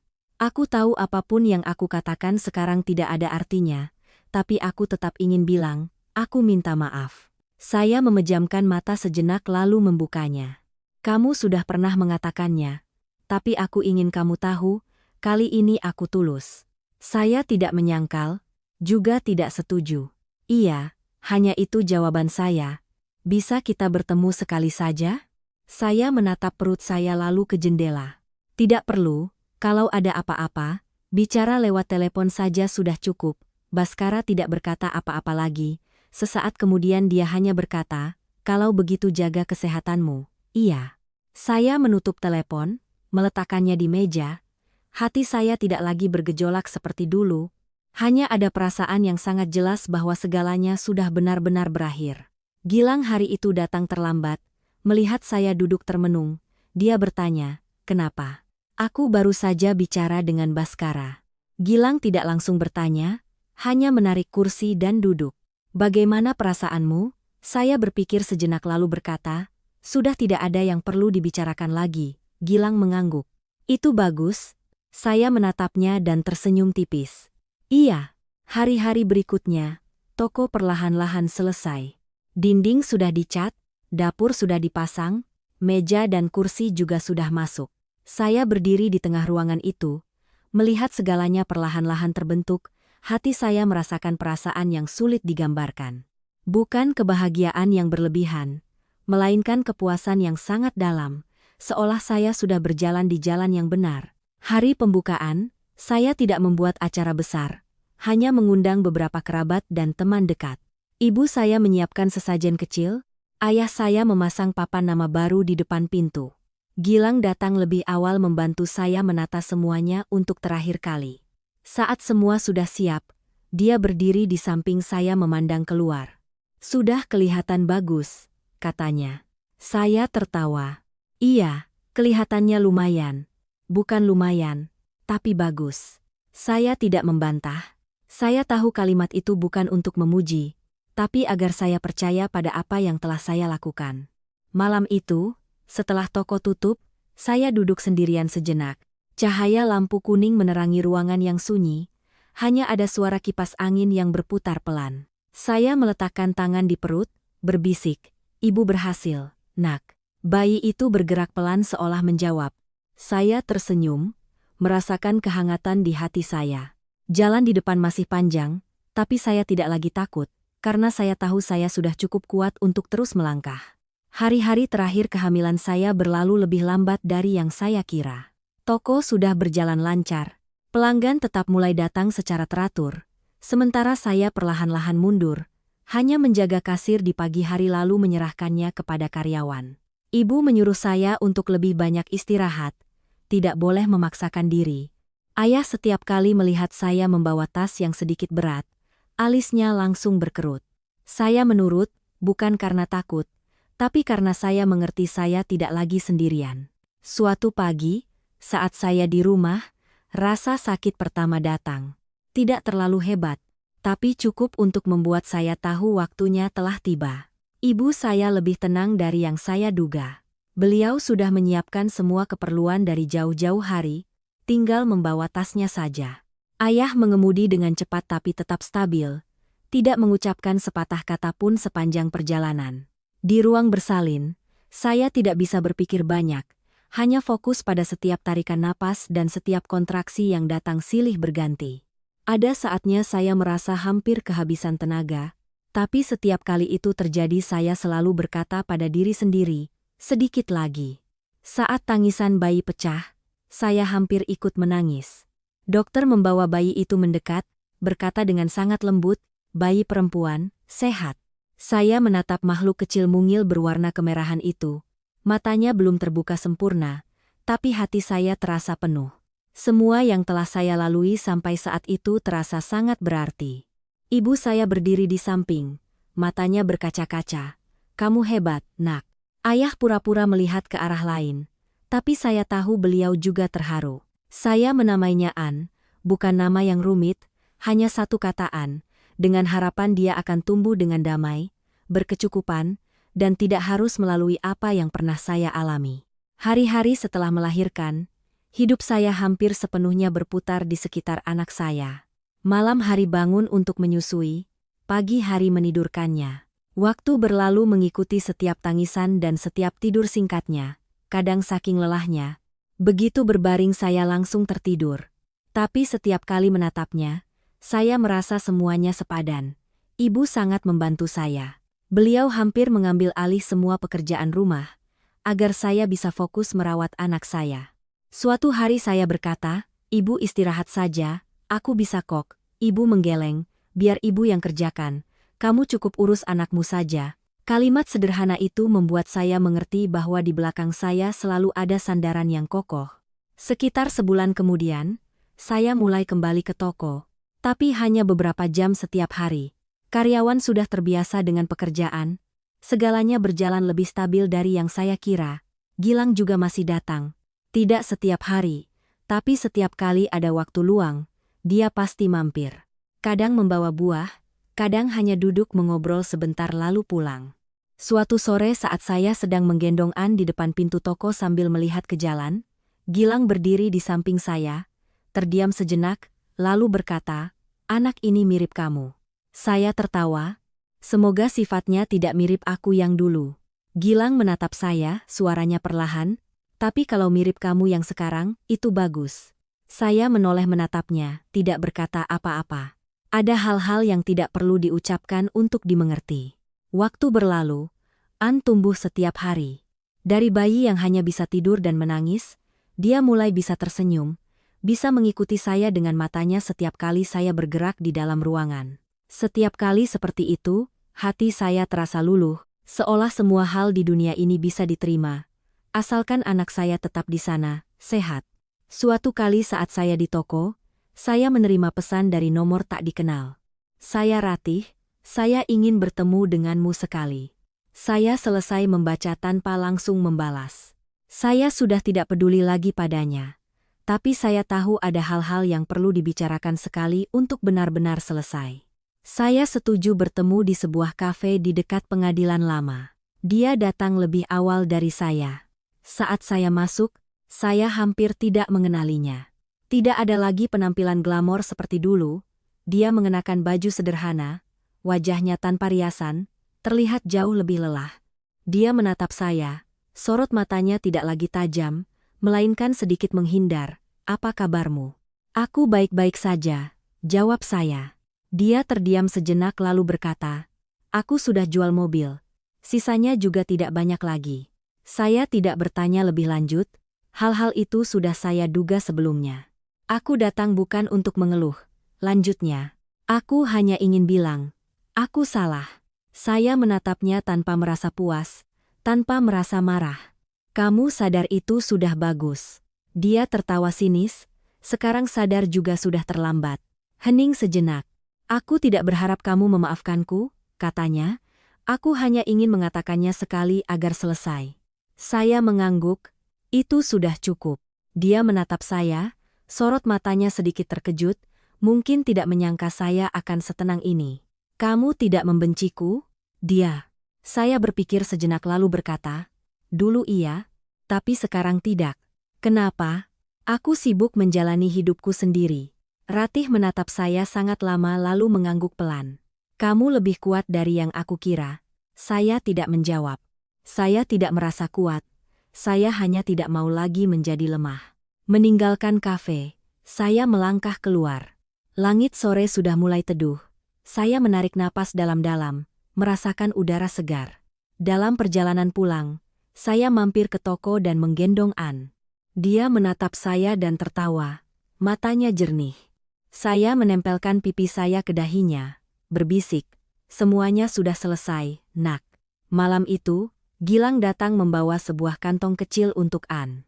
Saat saya membukanya, ternyata sebuah gelang perak kecil. "Kenapa kamu sering sekali memberi hadiah?" Saya tertawa. "Tidak sering, hanya ingin anak ini dapat sedikit keberuntungan." Saya menatap Gilang lalu menatap An. Tiba-tiba hati saya terasa hangat. Hidup tidak selamanya mulus, tapi jika berhasil melewati bagian tersulitnya, seseorang akan lebih menghargai hal-hal yang paling sederhana. Saya bukan lagi wanita 7 tahun yang lalu, bukan lagi orang yang pernah berdiri di dapur menahan semua kekesalan. Saya yang sekarang bisa berdiri sendiri, bisa memilih, dan yang terpenting, tahu apa yang pantas saya dapatkan. Malam tiba, saya menidurkan An, mematikan lampu, dan duduk sendirian sejenak. Di luar sana, kota masih terang benderang, orang-orang dan kendaraan berlalu lalang tanpa henti. Saya tersenyum tipis. Ada kehilangan yang tidak bisa dihindari, tapi justru dari sanalah seseorang belajar untuk mempertahankan apa yang benar-benar miliknya, dan kali ini saya tidak akan melepaskannya lagi. Menceritakan kembali kisah ini sampai akhir, saya tiba-tiba menyadari satu hal yang mungkin semua orang dalam hidupnya harus pelajari, entah cepat atau lambat, yaitu bahwa kebaikan hati tidak selamanya dibalas dengan kebaikan hati, dan kesabaran jika diletakkan di tempat yang salah terkadang justru menjadi alasan bagi orang lain untuk melunjak. Dianita pernah menjadi orang seperti itu. Dia bersabar bukan karena lemah, tapi karena percaya. Percaya bahwa keluarga adalah tempat yang bisa menerima. Percaya bahwa hubungan baik bisa menutupi kekurangan. Percaya bahwa asalkan dia tulus, orang lain pada akhirnya akan mengerti. Tapi hidup tidak berjalan sesuai dengan kepercayaan satu orang, melainkan berjalan sesuai dengan sifat asli setiap orang di dalamnya. Ada orang yang jika diberi sekali akan berterima kasih. Tapi ada juga orang yang jika diberi 10 kali akan menganggapnya sebagai hal yang wajar. Perbedaannya terletak pada hati nurani, dan hati nurani tidak bisa dipaksakan. Kesalahan Dianita bukanlah karena mencintai, juga bukan karena berkorban. Kesalahannya, jika harus disebut kesalahan, hanyalah karena menempatkan kepercayaannya pada orang yang tidak pantas. Tapi justru karena melewati kesalahan itulah, dia baru mengerti nilai dirinya yang sebenarnya. Orang bilang perbuatan baik akan dibalas dengan kebaikan, tapi tidak semua kebaikan datang seketika. Kadang harus melewati jalan yang sangat panjang, harus menderita, harus merasakan sakit, harus kehilangan, baru kebaikan itu muncul. Dan saat ia datang, itu bukan lagi sekadar keberuntungan, melainkan hasil dari sebuah proses pencerahan.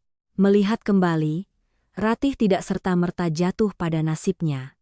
Seseorang yang terbiasa memanfaatkan orang lain, terbiasa menjadikan kesabaran orang lain sebagai sandaran, cepat atau lambat akan sampai pada titik di mana tidak ada lagi yang bisa diandalkan.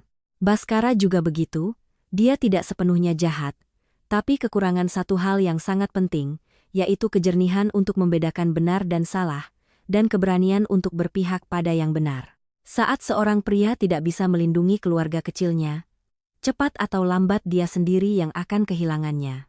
Sedangkan Dianita, yang dia dapatkan kembali bukan hanya keadilan dari hukum, melainkan sebuah kehidupan baru.